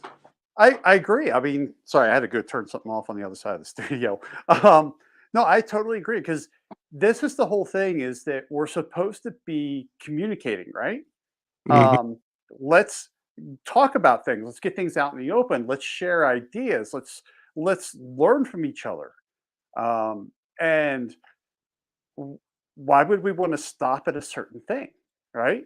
Why would we want to stop at how to build a firearm? I mean, that was the basis of my channel was how to disassemble and reassemble a gun because back then I was an FFL and I was doing Cerakote work and people didn't know how to do this stuff, right? I mean, it's amazing how many times I get contacted now by FFLs that do Cerakote work going, hey, you have this video, it's helping me get this thing through this, but I'm having, this little weird thing. I'm like, oh yeah, this is how I got around that. Um, we should be open to this stuff. there's nothing illegal about maintaining your own firearm, Yeah. right? I Yeah. mean, that's what it is. That was the basis of my channel. I'm trying to get back to those roots now. Yeah. I just had a strike on YouTube that expired yesterday, and right Fired? there is the next disassembly and reassembly that's sitting on the bench. Oh, Um, oh, you mean and the 7 day period expired? no, the 90-day period expired. It was So 90 days that yeah, so I was down for 7 days, yeah. but then you have a strike on the channel that, if I got another strike during the 90-day period, I was down for 2 weeks. If I got a third strike, I lost the channel. Dude, okay, So so I was under the impression that strikes didn't go away. So strikes no, leave. they go away after 90 days. So I got the warning. So the video got taken down by the 5 senators, gave me a warning. You get a warning. Okay. Warnings they used to expire after 90 days. Now warnings are permanent. Yeah. That's what I So got. then so then I got a warning. Warning's permanent. Then I got a strike. They took another video down. I was down for 1 week. And by the way, when that happened, that's when the flood happened down here in the studio. Um, it was a really, really bad week when that happened. Like a bunch of things hit all at once. I found out about the channel strike and I was down for a week. Um, and then 10 minutes later, I came down here to the studio to grab a wrench to go work on the garage door that was broken. And that's when I had water. So, yeah, it was a really bad day that day. But yeah, strikes do go away after 90 days. Channels, the warnings stay there forever. So, right now, I have the strike went away. So, if I get another strike, I'll be down for a week and then 90 days that'll sit on the channel. Dang. That's crazy. I got a warning recently. Um, I had a video that was over a year old, and it was with me, Dugan, Johnny B, and the other guy Light that used to be on the channel.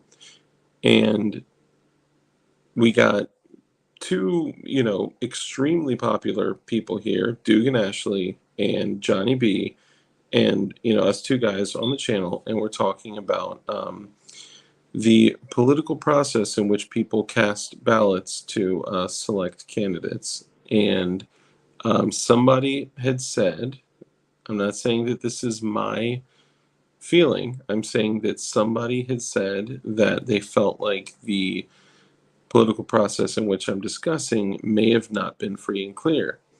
And because they said that, the video was taken down, which that's a priceless video that I'm sure it's backed up somewhere, right? Maybe Utreon or what's the other one? Odyssey, something like that. But they said that it was taken down for misinformation, coincidentally, 2 weeks before the midterms. It's like, huh, that's really interesting that it's Convenient. there for over a year and didn't get touched, Yeah. but now it gets hit, Like, bro, really? Come on. It's crazy. Yeah, I don't know. It's one of those things. I don't get it. Right. I don't get some of the stuff that goes on some of these things. I've got videos that got taken down that were, God, years old. It's like, really, you guys let that one sit for years and suddenly something happens and now it's a problem, you know? I've even seen, some YouTubers that have literally taken down videos and like CRS Firearms. He got a strike on a video that had already been deleted. Yeah, well, so was it deleted? So It wasn't there, marked. there's del- It there's was deleted, there's unpublished, and then there's private. it was actually So deleted from YouTube, but because yikes. it was on YouTube for whatever year, two, I don't know how long it was there. I'll have to ask him. But he had already delete it. You know, when you click delete and it says, "Are you sure you Yep. want You to?" sure want to delete? Yep. Yep.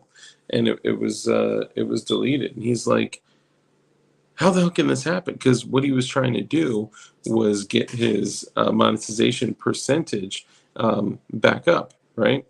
Yep.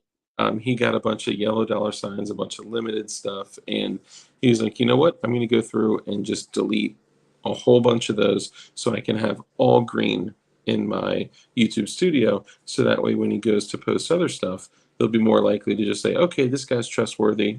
Click and because that's mostly the algorithm. You know, it's very little manual reviews there. Like mine, I've mostly been a good little boy. But I'll tell you what, when I posted that short of that guy in Philadelphia that was flipping through a stack Yep. table, it got hit right away, limited. I was like, interesting, but Yeah. Um, it's crazy. Like for me, I used to monetize the podcast on YouTube. I stopped. I just have them not monetized. Uh, I used to like monetize them because they were generally safe content for me, so it was an easy green for mm, me. Now, now my content's not quite as green, green worthy, because of the whole five senators thing. I mean, that's the whole thing. Is my channel was non-political all the way up until February of this year when this thing happened, and then it got extremely non-political. Non-political, or it got extremely political when my two senators ignored me. mm, Let's face it, I they now just made an enemy, yeah, right? yeah, I was fine. Just don't ignore me and get listen to me, and I'm good. No, you ignored me. Now I'm going to hit you. yeah, And I came out with because Monday is the big podcast. Wednesday is the I call it the micro podcast. It's under 10 minutes. And usually Wednesday is my bitch fest, right? Something pissed me off and I'm just going to tell you about it. And yeah. um, the first one of those was literally bashing my two senators. They were the inspiration for that podcast. Hell yeah. Oh, Stormson, I did see that about Tazwell. That's pretty cool, man. I was unaware. Very similar to how Culpepper did it. That's cool. And Sportbrain says, "Are you using your freedom of speech to question things? No speech for you." That's I funny. didn't get a role. I didn't get a role. Yeah.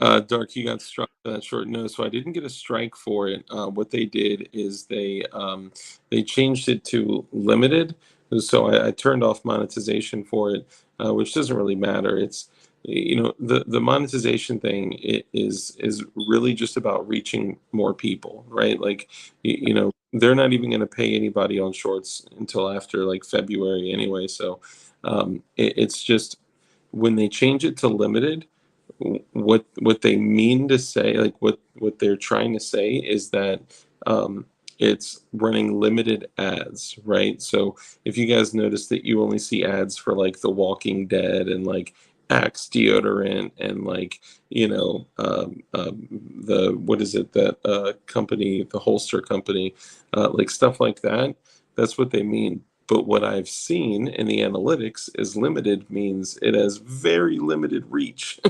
And it's very limited Yeah, well, so tools. YouTube likes, they live on ad revenue, right? I mean, it costs a lot of money to run YouTube. When I film in 4K, so my files going up to them are freaking huge. Yeah, Um, so it costs them a lot of money. So they want ads to be served. Well, so they're going to push everything that is green, right? And for a YouTuber, you understand what green is. It means full monetized. yeah, They want to push that in front of everybody to get the ad revenue. Well, if yeah, it's yellow, it means they can't run as many ads, if any at all. yeah, So, it's there. We might serve it up to a couple of people here or there, but they're not going to push it for you.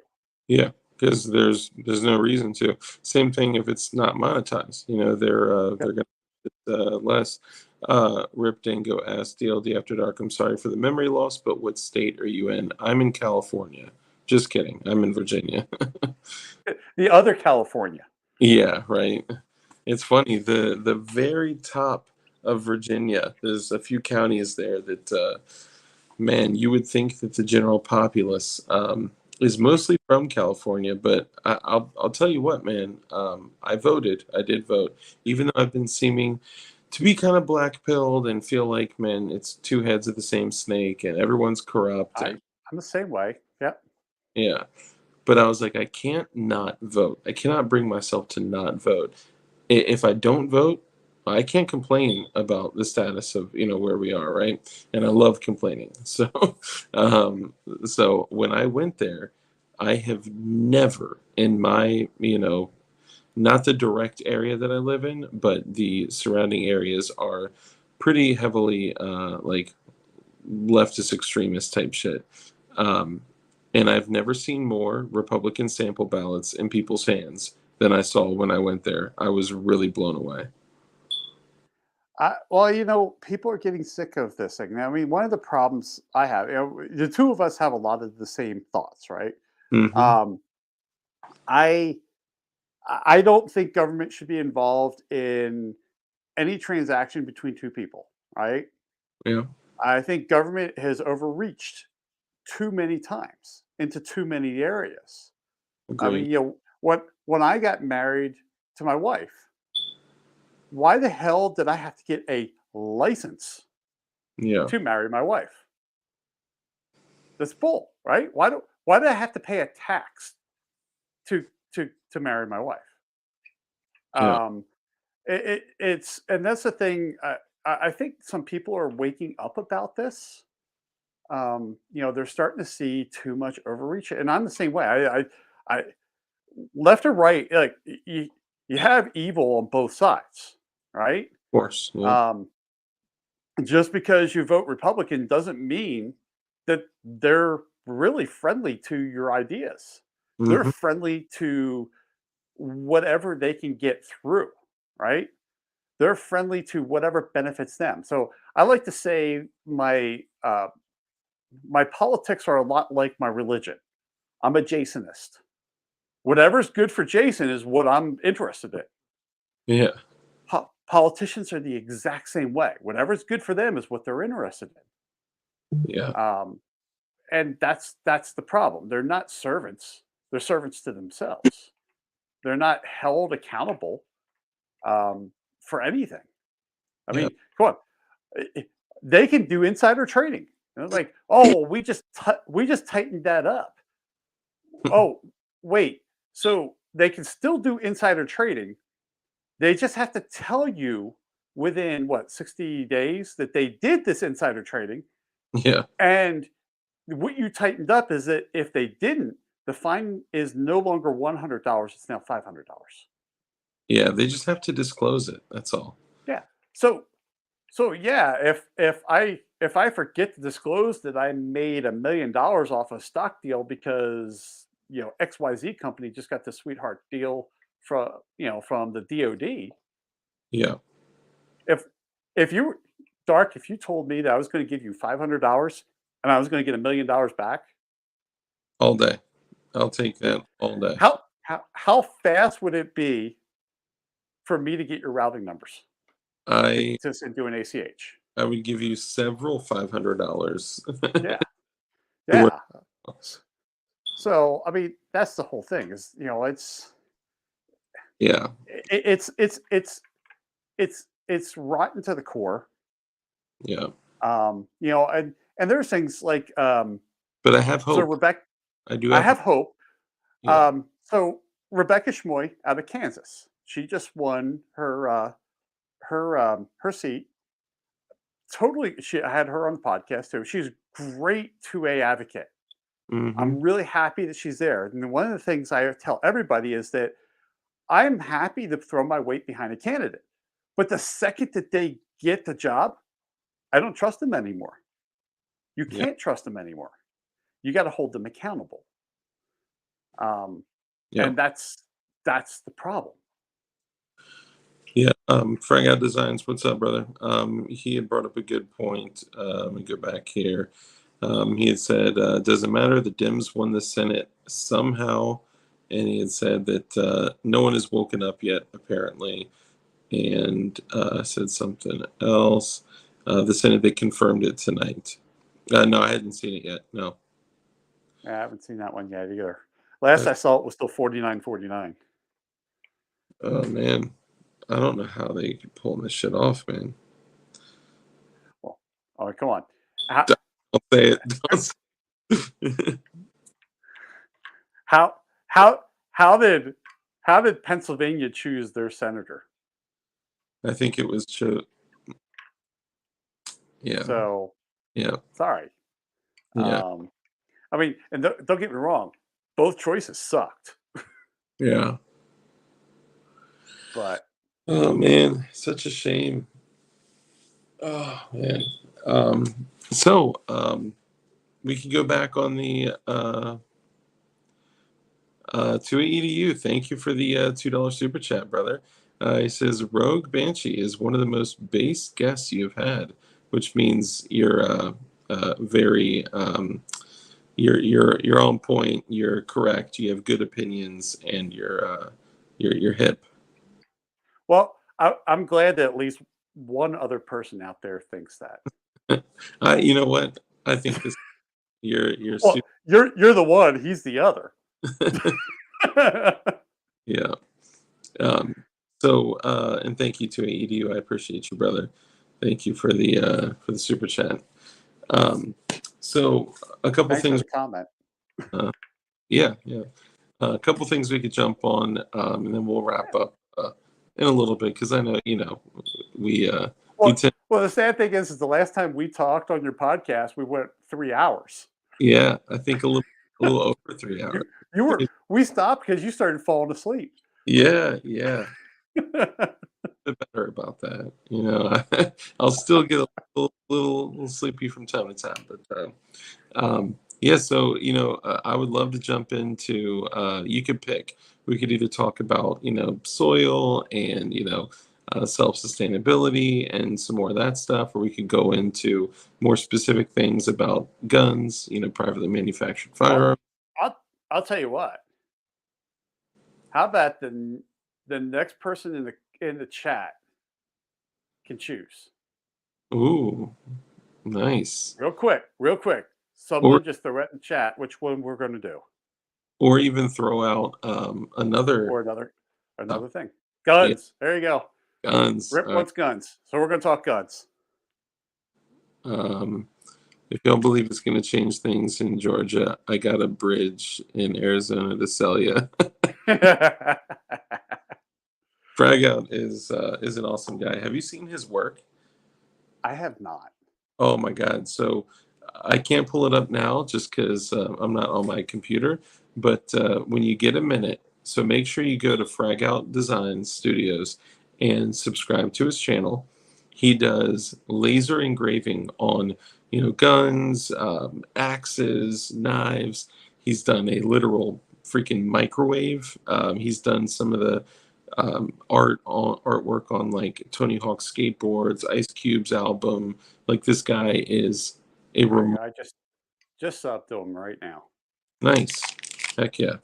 Yeah, he does. I love it. Skulls and scrolls on that Yeah, AR. dude, That's badass. it's all done by hand. He literally draws all that by hand on an iPad and then brings it over to do it on a laser. He could probably tell you way more like appropriately than I can.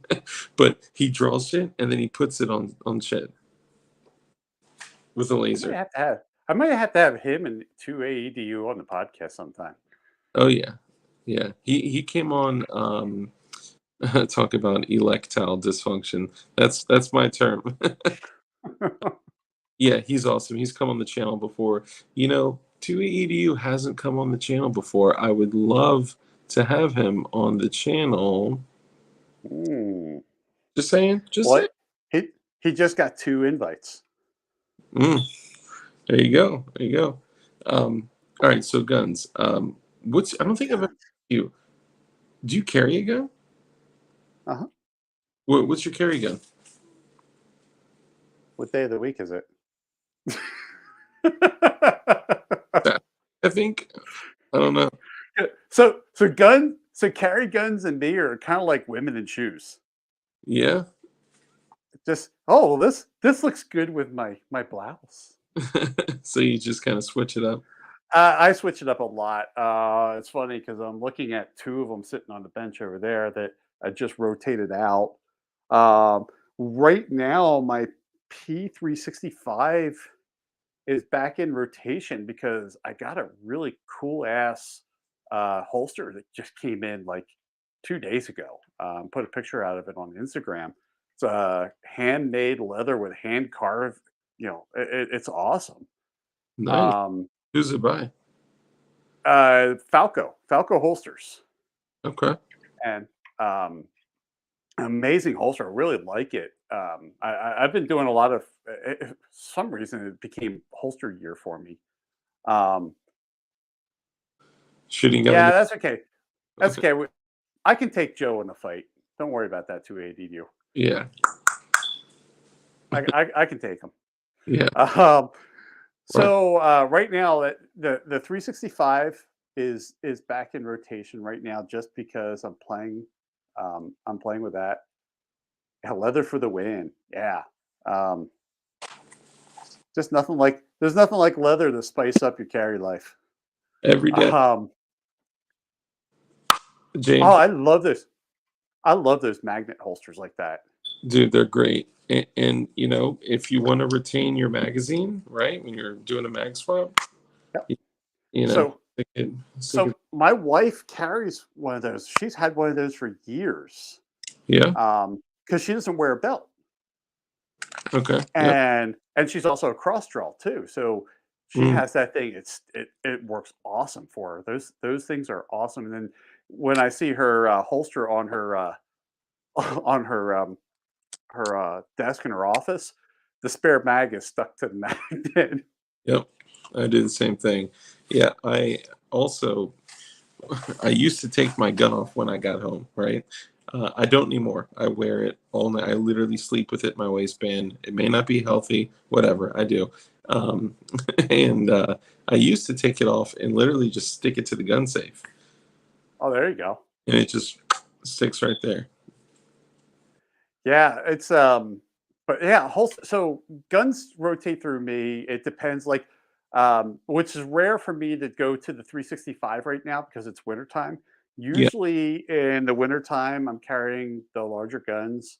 it's It'll be my 1911, my SIG 220, okay. um, my P320 and 45. So there's my 45s, which is one of the guns over there.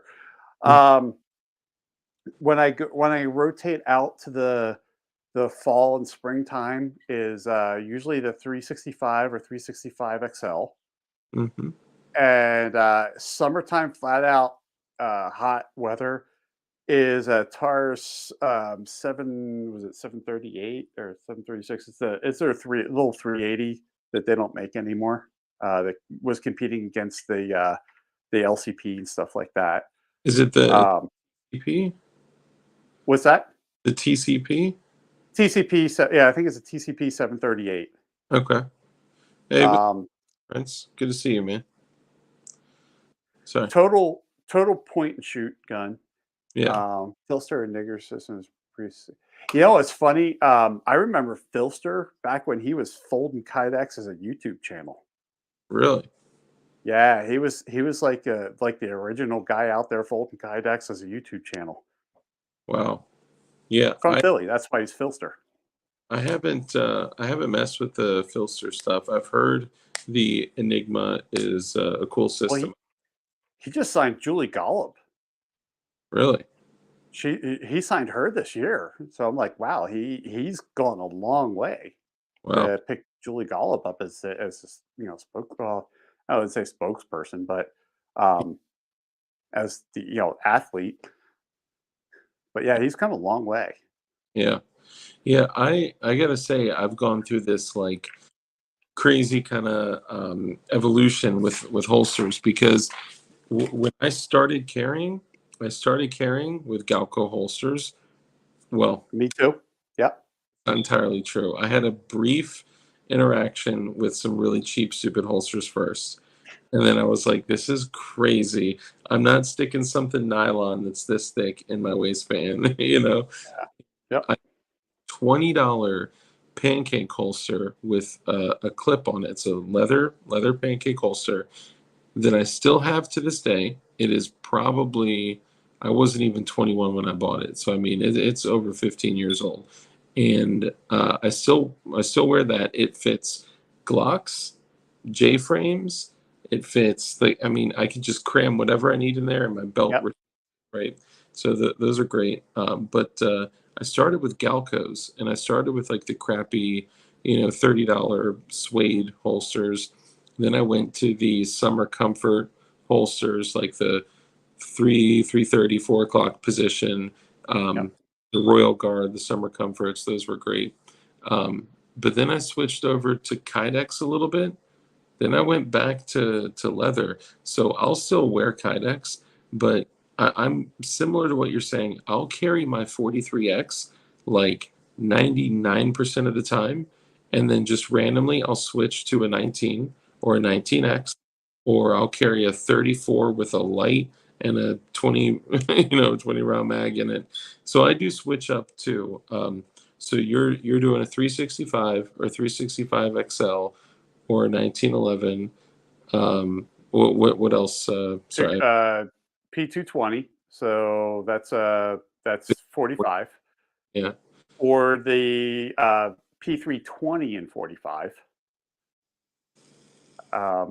Yeah. Occasionally, I'll run the P320 and 9mm. And you know what? Since I can't show guns, I'm gonna Can, sneak over here and take a gun out of the holster so I can show the holster. can you Um, them up in a 45? so that was a video that I was going to do a while ago. So here you go. I've been playing with this one lately. Oh, dude. Okay, frag out. I just got one too, but I got a story about that. And okay, which one is that? This one is from Falco. This is a roto holster. Really? So the holster when you unclip the gun. Yeah. I'm trying to get past the blue mark on the damn thing. So when you actually unsnap it, there you go. It actually rotates down, so that way you can actually get a good draw out of it. Nice. So I've been. This is supposed to be my winter play. I already did a video on this, but now I reconfigured it a little bit, and now I'm ready to start playing again. This is for the P320. Okay. Nice. So, but yeah, that's a fun holster. So Um, um I just came across an auction on eBay. I've been looking to replace my Galco Miami Classic 2 for a very long time, but I don't want to spend 210, 20, 30, 40 bucks on it. And Fragout just said, I got a Galco Miami Classic, which is hilarious. So I found one on eBay for a crazy, awesome price in the package. It was perfect, right? And it says it's for a Beretta. And I'm like, well, shit, I have a Beretta 92 FS.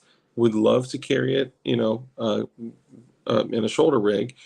And I could also still carry appendix if I wanted to, too, if I wanted to go balls out, when it's cold out. And I also picked up a Beretta M9A3, so I could maybe torque the leather a little bit, make it fit the rail and stuff. so And I got I, it in 11. so I got something for you, right? So I've been playing around with breaking in leather. Yeah. So this holster actually went through the flood here in the basement. I had this thing all set for the P320, and Okay. then it got wet and dried out with all the dehumidifiers that were running down here, and the leather shrunk. So I had Yeah. to reseason this thing. So one of the problems I was having was the rail of the P320 was rubbing in here. Yeah. So I got talking with the people over at Falco about this. By the way, I have a discount code um, Yeah, go for ahead. them. Go ahead. I don't even. I think it's TRB10 out at their website. Yeah, 10% off your orders. Um, nice. so what I learned is denatured alcohol, Okay. and what I ended up doing is finding where it was rubbing. I put denatured alcohol, and I just did this to this holster uh, Thursday. Yeah. Um, so I rubbed it, and I got a little swab thing that I just kind of rubbed the denatured alcohol. I put my P320 in a plastic bag, actually two plastic bags, Hmm. slid it in, Hmm. and let it sit there overnight. And I really wish I could handle a gun, but it draws now. It's not stuck to the gun anymore, Nice. and it has a nice smooth draw. And that's something the people over at Falco Holsters were talking to me about. It's denatured alcohol. Nice. Yeah, I usually, depending on what kind of material it is, Galco has a conditioner that you can use on leathers. You can't use it on suedes, but because they get a bunch of the cheap suede holsters, but that works really similarly as well. Um, also, so Knights Custom Build says, "Bro, I checked out the Beretta M9A4 today at Sportsman Warehouse. It is fire is fuck. Oh man, I gotta get it, dude. I told you I got the A3. That thing is remarkable." Yeah, it's what's funny is it, I have I have a '92 FS. It was actually my dad's. After he died, it became mine. So when I was dating my wife Mm-hmm. for Christmas, I bought her a Beretta '92 Really? because that's her gun. She loves the '92, Yeah. um, It's and it's one of those things of it was great. And then I found this sweetheart deal on some Beretta '96 Vertex. yeah. Um, 40 cal. And it was one of those things is we didn't know what the hell a vertex was. So Yeah. we learned about vertex, and then now with the A3 and the A4, the Mm-hmm. vertex is back. Yeah. That stupid hump off the back of the Beretta is gone, and Yeah. now it's that street. It's 1911ish, Yeah. and I because the vertex kind of came, then went, then it came back, then went, and then now it's back to stay. And I'm so happy that Beretta did that to their guns Oh, and gave it that Vertec.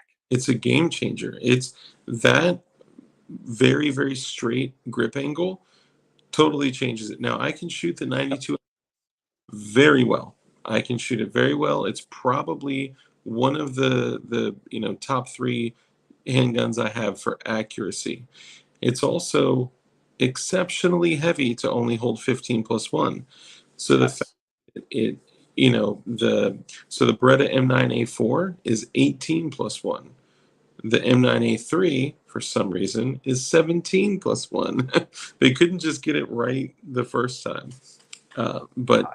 it's still cool though.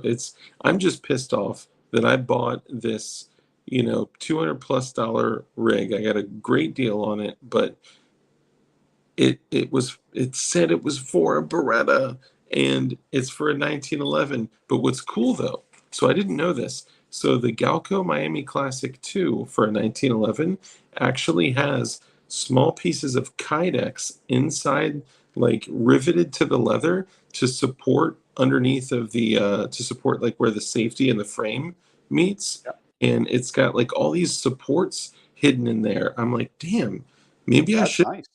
11 and carry it in this holster. But really, what I'm looking for anyone out there, for Frag Out, for anyone else, I don't want to be a pain in the ass to the company and return it and all that.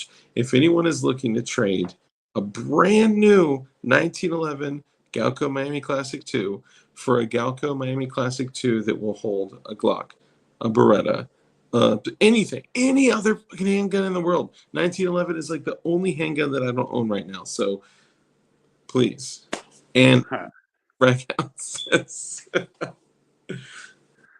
my luck. My luck. Oh, that's great. Yeah, sorry.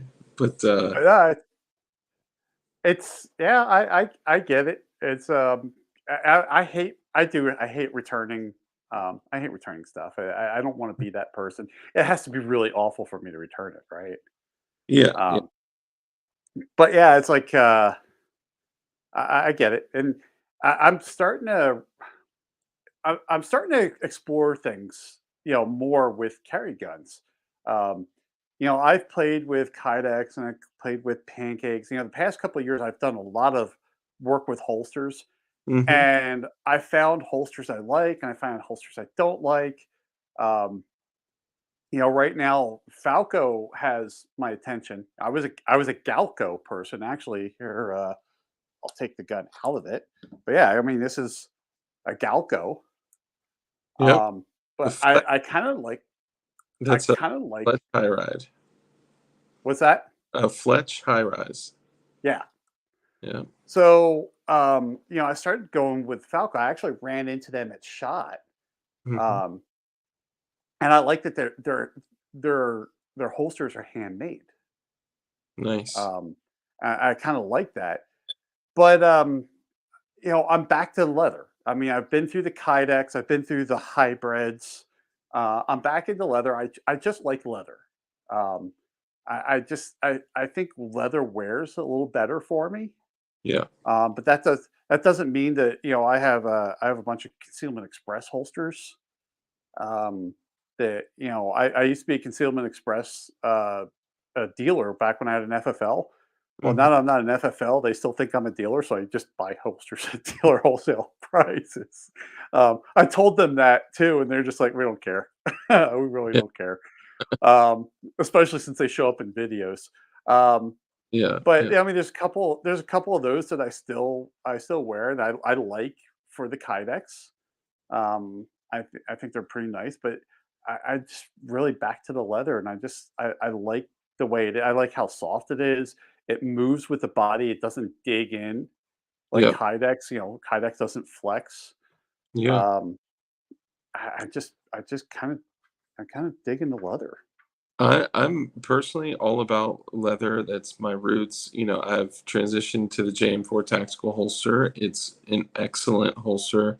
I love it, but I will still grab a Galco holster. I'll still grab like they're comfortable. They move with you, like you're saying. They're not stabbing into you. Uh, but I really I need to kind of mix and match stuff. So like I'll wear um, a Galco leather holster, but then I won't not carry an extra mag. So I grab like one of the Don Hume or DeSantis Yeah, single mag carriers on my left side. Or if you guys have never seen this, Glock for like $10, they're probably more expensive now, but Glock for like $10 has this little cheap plastic. It's probably actual plastic, but it's a mag carrier that like suction cups your factory magazine in there. It works with mag pulls and some other ones too, but it goes right on your belt. And man, it is the smoothest reload. Just kick it out, go right to work really quickly. It's great and super cheap. yeah. I there's so many things you can do. There's so many holster companies out there. Um, I wish I could run. It's funny. Um, it's in the closet here. Here, I got a different one. So everybody knows these containers at Home Depot, right? Yep. So this one, that's a 7 gallon because it fits under my bench. I have like was it like a 12 or 14 gallon one that's in the closet that's full of nothing but holsters. Yep. Um, We I all mean, have it's just the holster grip. it just I've got so many holsters that it's just you go through things to find what you like, Yep. and I just can't get rid of them. Right? I mean, actually, uh, I have a Versa carry that I really like. It was for the P365 that a buddy of mine has right now. hmm He's using it for his everyday carry, and he loves when I get holsters because then the stuff that I'm done playing with, he goes and plays with it. Yep. I think we all have the holster graveyard. The Yeah, the place where holsters go to die. But I mean, I'll resuscitate a lot of that stuff. Like I got Oh, a lot of I great. just brought this. I just brought this Galco back out 2 weeks ago. Dude, honestly, a lot of people will talk smack about OWB holsters, but I will tell you, Galco did it very right with their Fletch high-rise holsters. They Yes. have a version of that which is called the Cop holster, funny enough, which has the two high-rise belt loops, but then they have a third one that you can pull it Yep. up, cant it a little bit more. You can choose where you want to put it. I've got one of those for my 1911. Um, so my 1911 holster, which is Galco, that's exactly what it is. It has the three slots, so I could change the cant of it, which is why I bought that. I liked it. Yeah. The print graveyard is bigger. Yes, the 3D print graveyard is very big. Is very big. Yes, yes. I just need to start figuring out how to recycle my old print graveyard prints into new filament. That'd be awesome.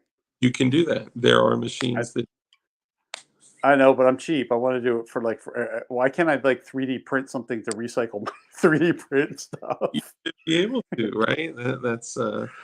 There are some decent machines out there for like under $1,000, but you're going to be for a good machine, you're going to be looking 1,500 to 3 grand. So it's like reloading, right? It's like Yeah, you're spitting out like so I got a bunch of like blue red with a little bit of black, like bright blue, right?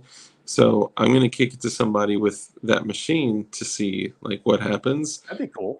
like this like plum Rain color. or Yeah, could they do it so it's like a rainbow, so it fades? maybe, I don't know. That'd be cool. Paul Bald says, what 92 you looking to fit in a Miami Classic? So I would like to be able to like bless somebody with this 1911. And honestly, I just need the holster side and the magazine carrier side to switch with somebody because I'll keep the leather. That's that's the nice thing about shoulder holsters Yeah, is like even here with on this one with the mag side, I had the mags going straight up and down. I didn't like it, so I yeah, got one that pulled from the front. That's the nice thing about shoulder yeah. holsters is you can redo the rig. Oh yeah, yep. Change it up. You can change the height if you're wearing it Yeah. over a hoodie or jacket. You can tighten it up or extend it down. I'll tell you what. I saw this when I was a kid. I didn't see the value, and I thought it was overkill at the time. But Galco makes, of course, it's their like they call stuff like Cop or FBI or whatever. It was an FBI magazine carrier. It was for the Miami Classic 2, and Jackass, which are all three great holsters from Galco. And it was like a leather, like horizontal mag plate like this. It was at least four, if not five or six Glock magazines in that thing. I mean, Wow. it was $120, but it would cover your whole ribs down to down to the bottom. And I was like, man, as a kid, I was like, who needs that? Now I'm like, I need that. Uh-huh. You know, I could probably You know, find. what would be funny is if you got into a fight and someone goes to hit you in the ribs, you just kind of turn and then Yeah, they hit a bunch of mags, right. bust their hand. Yeah. But Paul Ball, to answer your question, I would be totally happy with it fitting 92 FS. I would like to be able to manipulate it a little bit to fit the M9A3, which is basically the same as an M9A1, or any Beretta with a rail. So I'll just need to kind of put that thing in there, wiggle it a little bit with some moisture, and you guys know, you guys know. Oh, somebody said, hold on. Yep, Dark, you need a 1911 so you can tell the grandkids how it won 3 World Wars. Saw 9mm for 15 bucks a box today at the show. Spear 357 SIG was 2 boxes for 60 bucks. Yep. That 357 SIG is expensive. Yeah. You I anything in 357 SIG? I have no 357 SIGs. Um, Yeah. I have that on that's on one of my bucket lists, especially since I have the 320. I can just swap a barrel. Um, Even in my 229, I can just swap a barrel and I can use 357 SIG. Um, Are you but I just having a 40 caliber? I do have 40 calibers. Okay, I'm just asking. My first P320, which I had to pull out of that holster before I brought it out, so there were for I wasn't handling a firearm, Yeah, is actually 40 caliber. really? My 229's 40 caliber, um, and then the 96 is a 40 caliber. Yeah, Yeah, I went the 40 caliber route for a while. The 96s were honestly that was a impulse buy. Because I was a dealer at the time, we yeah, found them on Gun Broker, and I cut a deal with this guy because my wife collects Berettas, yeah. and I go, well, "Hey, would you do a dealer to dealer if this thing doesn't sell?" And he's like, "Sure." And I'm going, so he contacted me after it didn't sell, Mm-hmm. and I think we bought them for like hers was like 250. It was like perfect. What? He's a Glock dealer, Yeah. and he was doing swap outs. So these pistols were Pennsylvania State Police. They Okay. came in from the Pennsylvania State. He goes, "Look, I got another one. It's not in good shape. I mean, it's functional and all that stuff." And he sent me pictures. I'm like, I don't know, man. And back of my mind, I'm going, that's just gonna go. That's just gonna get Cerakoted. But yeah, I don't know. He goes, all right. I think I bought that one for like 175. I mean, it looked like this thing got drugged behind behind a squad car down the Pennsylvania Turnpike. Jeez. Um, I mean, it wasn't gouged, but the paint was peeling off of the barrel and stuff like that. And I was like, Yeah. at the time, I wasn't doing Cerakote, but I had a buddy that was, so he Mm, Cerakoted it for me for free. nice. Um, and Yeah, that's just so we got those guns, and that was our introduction. Well, no, it wasn't our introduction into it. It was our impulse buy of 40s. Yeah. Um, Yeah. but yeah, we kind of went back to the 9mm route. Mm-hmm. Um, so it's just an awesome, it's awesome to go back to it. But I like the 40s because I can swap out the barrel and Yeah. go to 357 SIG, use the same mags. Yeah, I do like the 357 SIG. I did build a Glock 33 in 357 SIG, and that's been a blast. No pun intended, because it throws fireballs like crazy.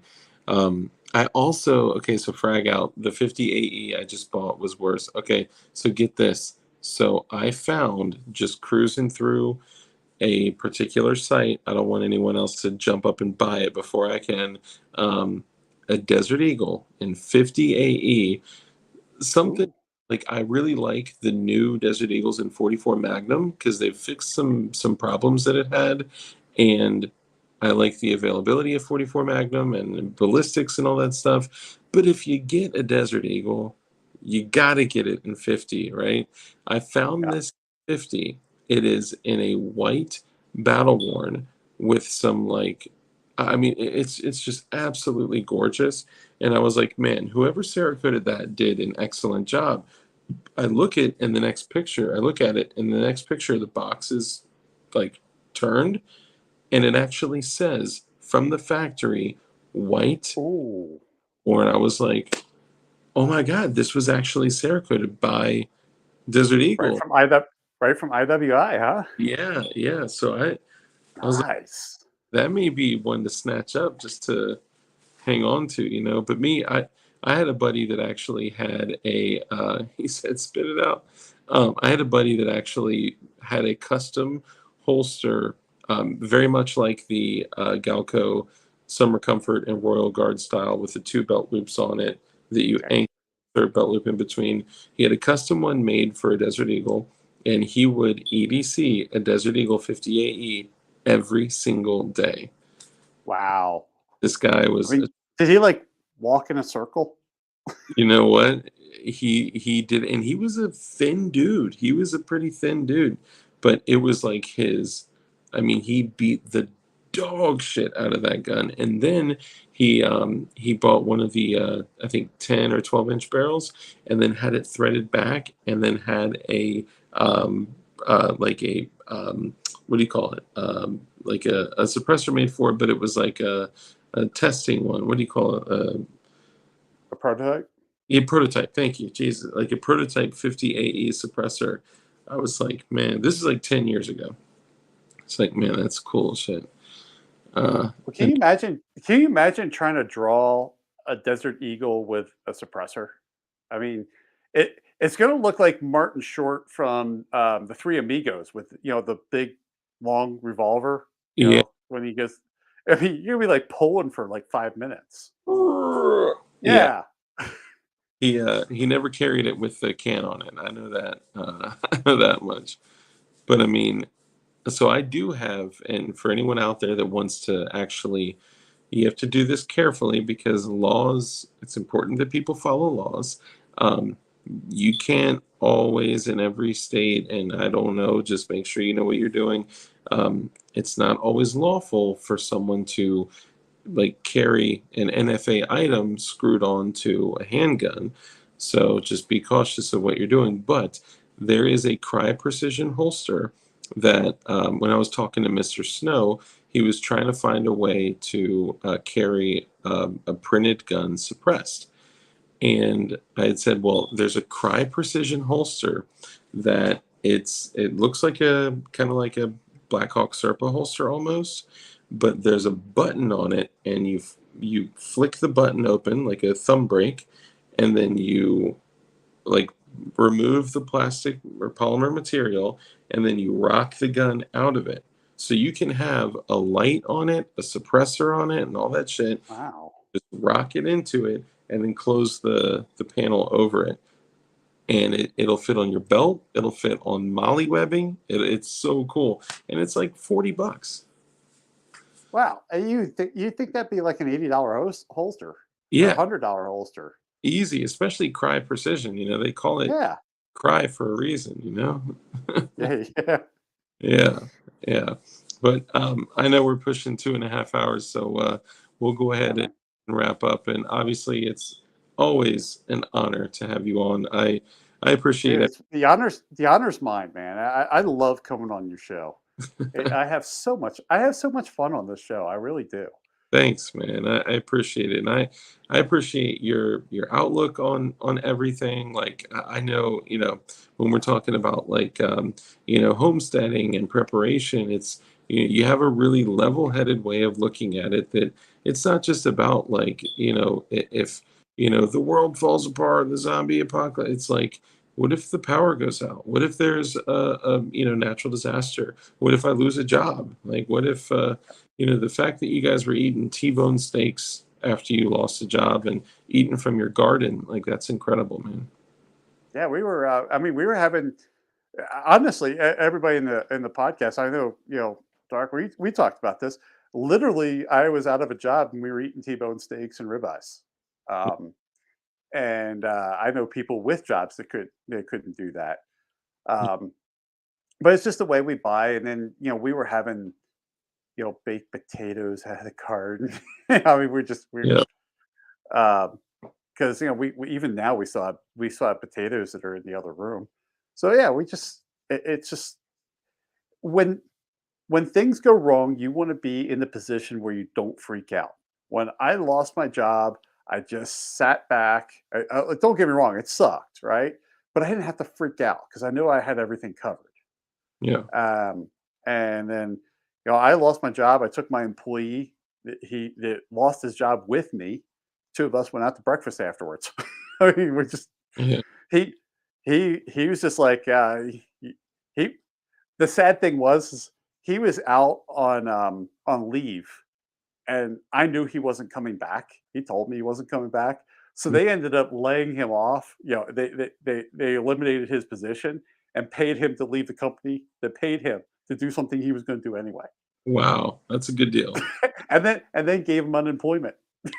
Yeah, That's crazy. Wow. So it's one of those things is, you know, you just need to be level headed.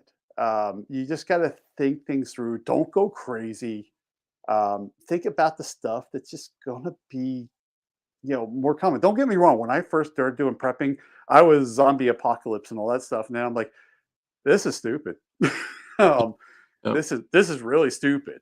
So yeah, it's you just chill out It, and understand what could happen to you. yeah. And I've also like I've found that it's been challenging to when you're really focused on the doom and gloom and the what may happen and the government's corrupt and everything. Like somebody made a joke about the Starship Troopers, how they're like come and fight on the side of good and all that. Somebody Yeah. uh, I have a saying that I say, and they were like, Dark, you should do a YouTube short that's like kind of like that Starship Troopers like propaganda video, but be like, your government hates you and wants you dead. Click here to learn more, and it's like when you Well, focus, but you'll get a channel strike for false information at that point. I probably, yeah, the whole misinformation campaign, which it's so funny because of the amount of misinformation that both sides are spitting out is Yeah. crazy, you know. But like it can take you to a really dark place if you only, no pun intended with my name and stuff, but like it can take you to a really dark place if you only focus on that stuff. So focus, what I've learned is that, I'll always be in the world of preparedness with the ultimate goal of becoming as self-sustainable as possible in the future. I can't do it where I'm at right now, and where I'm at is temporary, but the thing that I've learned that has helped me actually like go through life with like gratitude and happiness, and because it could take you to a dark place, is learn to appreciate everything. Learn to appreciate every moment with my daughter, every smile with my daughter, the sunset, if I walk past like a cat or a dog, or learn to appreciate the blessings around you, like the soil that we have, the water that we have. The water is in the ground, y'all. It falls from the sky. It's we have all these blessings around us, and the trash that we throw away is fertilizer. It's Yep. crazy. We can turn our piss into gunpowder. We Yeah. just, so many blessings around us, so Well, just be grateful. don't don't live in the problem, live in the solution. Yeah. That's what some of the problem is people are just in the problem. The problem consumes them. That's not what you should be focusing on. Yeah, don't get me wrong, the problem sucks. Yeah. But what is the solution? And live in the solution of it. Yeah. The solution of, yeah, supply chain problems. Grow your own food, Hmm. right? I mean, when everybody's freaking out and buying toilet paper and paper towels and this, that, and the other, my wife and I are just like, it sucks to be you guys. Yeah. Um, Oh, you know, if you, because we realized there's a supply chain problem, and we're like, what, I don't want to use bread for toilet paper, so we'll just have some toilet paper, or have or some paper towels, receipts or leaves or none. receipts or leaves, yeah. When everybody's freaking out and buying stuff, we're just, hey, let me just go pull a tomato, a couple of tomatoes out of that garden, and hey, let's have like a little tomato and lettuce salad right out of the garden. By the way, it's fresh.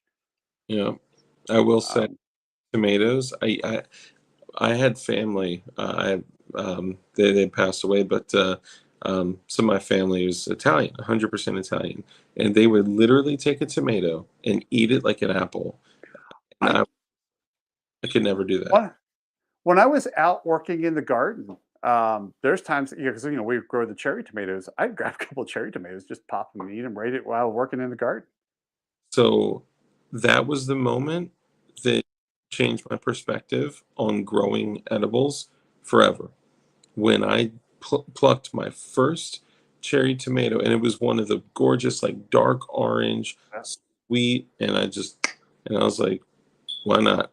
I was Well, like, oh my it, God. it's it's so funny because when you do that, you have no idea how bad food tastes that you buy. Oh yeah. Oh yeah. When you put your work into the stuff and to make a good cherry tomato or a good zucchini or whatever. Like for me, I hated cucumbers. I hated cucumbers, but Hmm. I'll eat cucumbers out of our garden because they taste good. They're not this nasty thing that we get out of the store, which my wife laughs at. We make pickles. I'm not a big pickle fan. I'll eat pickles because we made them out of a good cucumber that we got out of our garden. You know, Um, I don't know if like if part of it is that psychological piece of like we made this. It's like we I made this. think some of that. I think it has some of that. I think it's a little bit of both, right? I mean, there's the psychological, and for us, we really worked hard to get our soil to produce good food. Yeah. We're not using chemical fertilizers. Hmm. Uh, the secret to our garden, rabbit manure. That's our fertilizer. Yeah. We go to a breeder and get rabbit manure, Yeah. and they're feeding alfalfa to their rabbits. Um, so we're really working that far up into our food, going into our actual fertilizer, understanding where our fertilizer came from, what food they're feeding the rabbits, and then putting it into the soil. And the greatest thing about rabbit manure is it doesn't burn the plants out. You can't Mm. really overfeed with it. So yeah, there's psychological. There's also things that you do to it. Um, it's the essence of knowing. Not only did I make this, did I put the inputs into it to make a good tasting product, but I don't have to rely on somebody else. I don't have to rely on. I don't have to go down to the store. I don't have to worry about. Hey, we're not getting tomatoes in from so and so because there's, I don't know, name a disease. you know, Yeah. Yeah.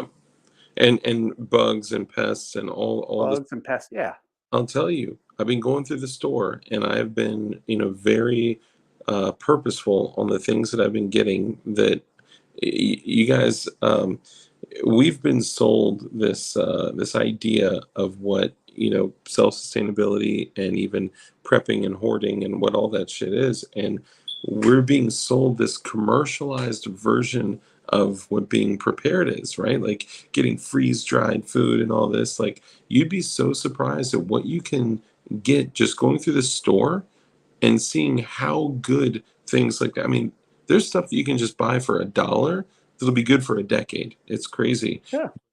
Starting to see shelves that have less and less and less and less or nothing on it. I'm like, okay, well, what are we going to do in this case? So just make sure you guys can become as self-sustainable and as prepared as possible.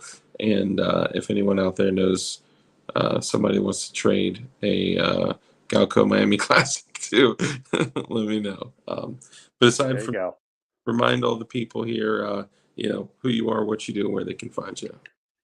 Yeah, my channel is the Rogue Banshee. You can see it on YouTube and Instagram. Can't get it on TikTok anymore because I got banned from there. Lifetime ban. Awesome. Now it was so funny as I wear that as a badge of honor. Screw them. Um, I think Joe. and what's that? I think Joe's next. Yeah, well, it's funny because when I posted on Instagram that I got banned, I actually tagged Joe on it. Nice, um, nice. so, and he gets so pissed at me because I run into things and then he runs into them. Yeah, Um, yeah. so I probably just gave him the kiss of death on his TikTok. And then I also have a webpage. It's www.trb.fyi. It's a little behind right now, but I'm starting to catch up on the content there. Oh yeah. Um, if you get your wanted holster dark, you should get your guy that does laser stippling to laser etch into the holster the DLD logo. Ah, There, for there you go. that, huh? Huh? Or maybe I could, I don't know. I could just stop being a pain in the ass and return it and get something else. But I'm me, right? I don't want to. Or just buy a 1911 and the problem solved. I was going to say there's an excellent company out there. For an example, 1776 Supply Co. has remarkable 1911 kits. They pre-fit them, they pre-coat them, they polish them. I mean, these things are nuts. They're not your like Sarco kits, which are fine, by the way, But these are high freaking end 1911s, and I wouldn't mind carrying a 1911 as a backup. That's backup. There you go. Guys, make sure we show some support to the Rogue Banshee. He's been in this game for a long time, and he is a very, very, very skilled builder, and not just polymer shit like me and most guys. I do some metal stuff, right? But he's like taking it to another level. So show him some support. Make sure we can keep him around, on YouTube as long as possible. Is that the check ring? No, this is a slide because I won't handle the gun. By the way, this is a Sarco slide. Oh, that's right. Yeah, we talked about that. This is a Sarco slide, and yeah, I took files to it and just started filing it down. So yeah, don't be afraid. Don't be afraid, man. Just do it. That thing looks like a bar of soap. That thing is super smooth.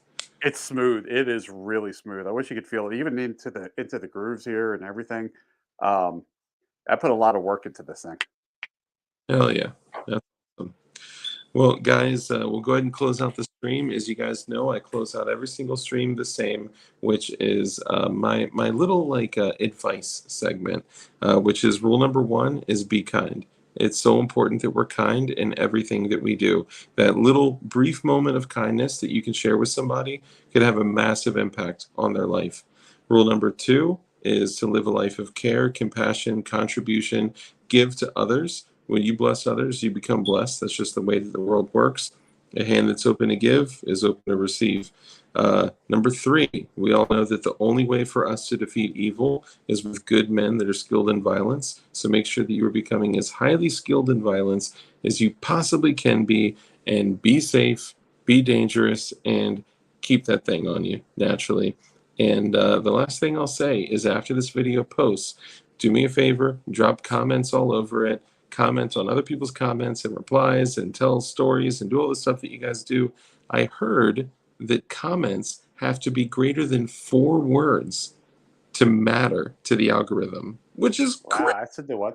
Yeah, that's a new one for me. I just heard it today. I couldn't believe it. What I do is I take their comments and then I get the automatic name pullers, and I'll do drawings. So I'll do I gave away a couple OTF knives, which I still have to ship out. Chuck Norris, I'll send you your, I meant to send it the other day, but I'll send your shipping info, which that'll be going out Monday. And yeah, whoever wins, I'll throw something out. And remember to support your local jig store at dldhardware.com. And that's it. Anything else in closing, Mr. Rogue Banshee? Nah, man, definitely go check out Get Your Jigs, build some guns, and what I like to say is that everything that Dark has said there, I absolutely agree with. But I'll add one more thing: respect. We got to stop the fight. We got to respect everybody. Yeah. Even if they don't have the same opinion as us, we can respect them for being a human being. I might not respect you for your politics, but I can respect you as being a human being. Absolutely. 100%. It's actually something we've talked about before is, still being kind, still respecting someone, even if their beliefs differ from yours. They're still a human. They're still a person. They're a child of God. Be kind to them. Respect them, even if you guys disagree, But thank you again for coming on. Thank you all you guys. Thanks for having me. Yeah, man, it's a pleasure. Always is. And make sure you guys leave some comments, and we'll catch you on the next one. See ya.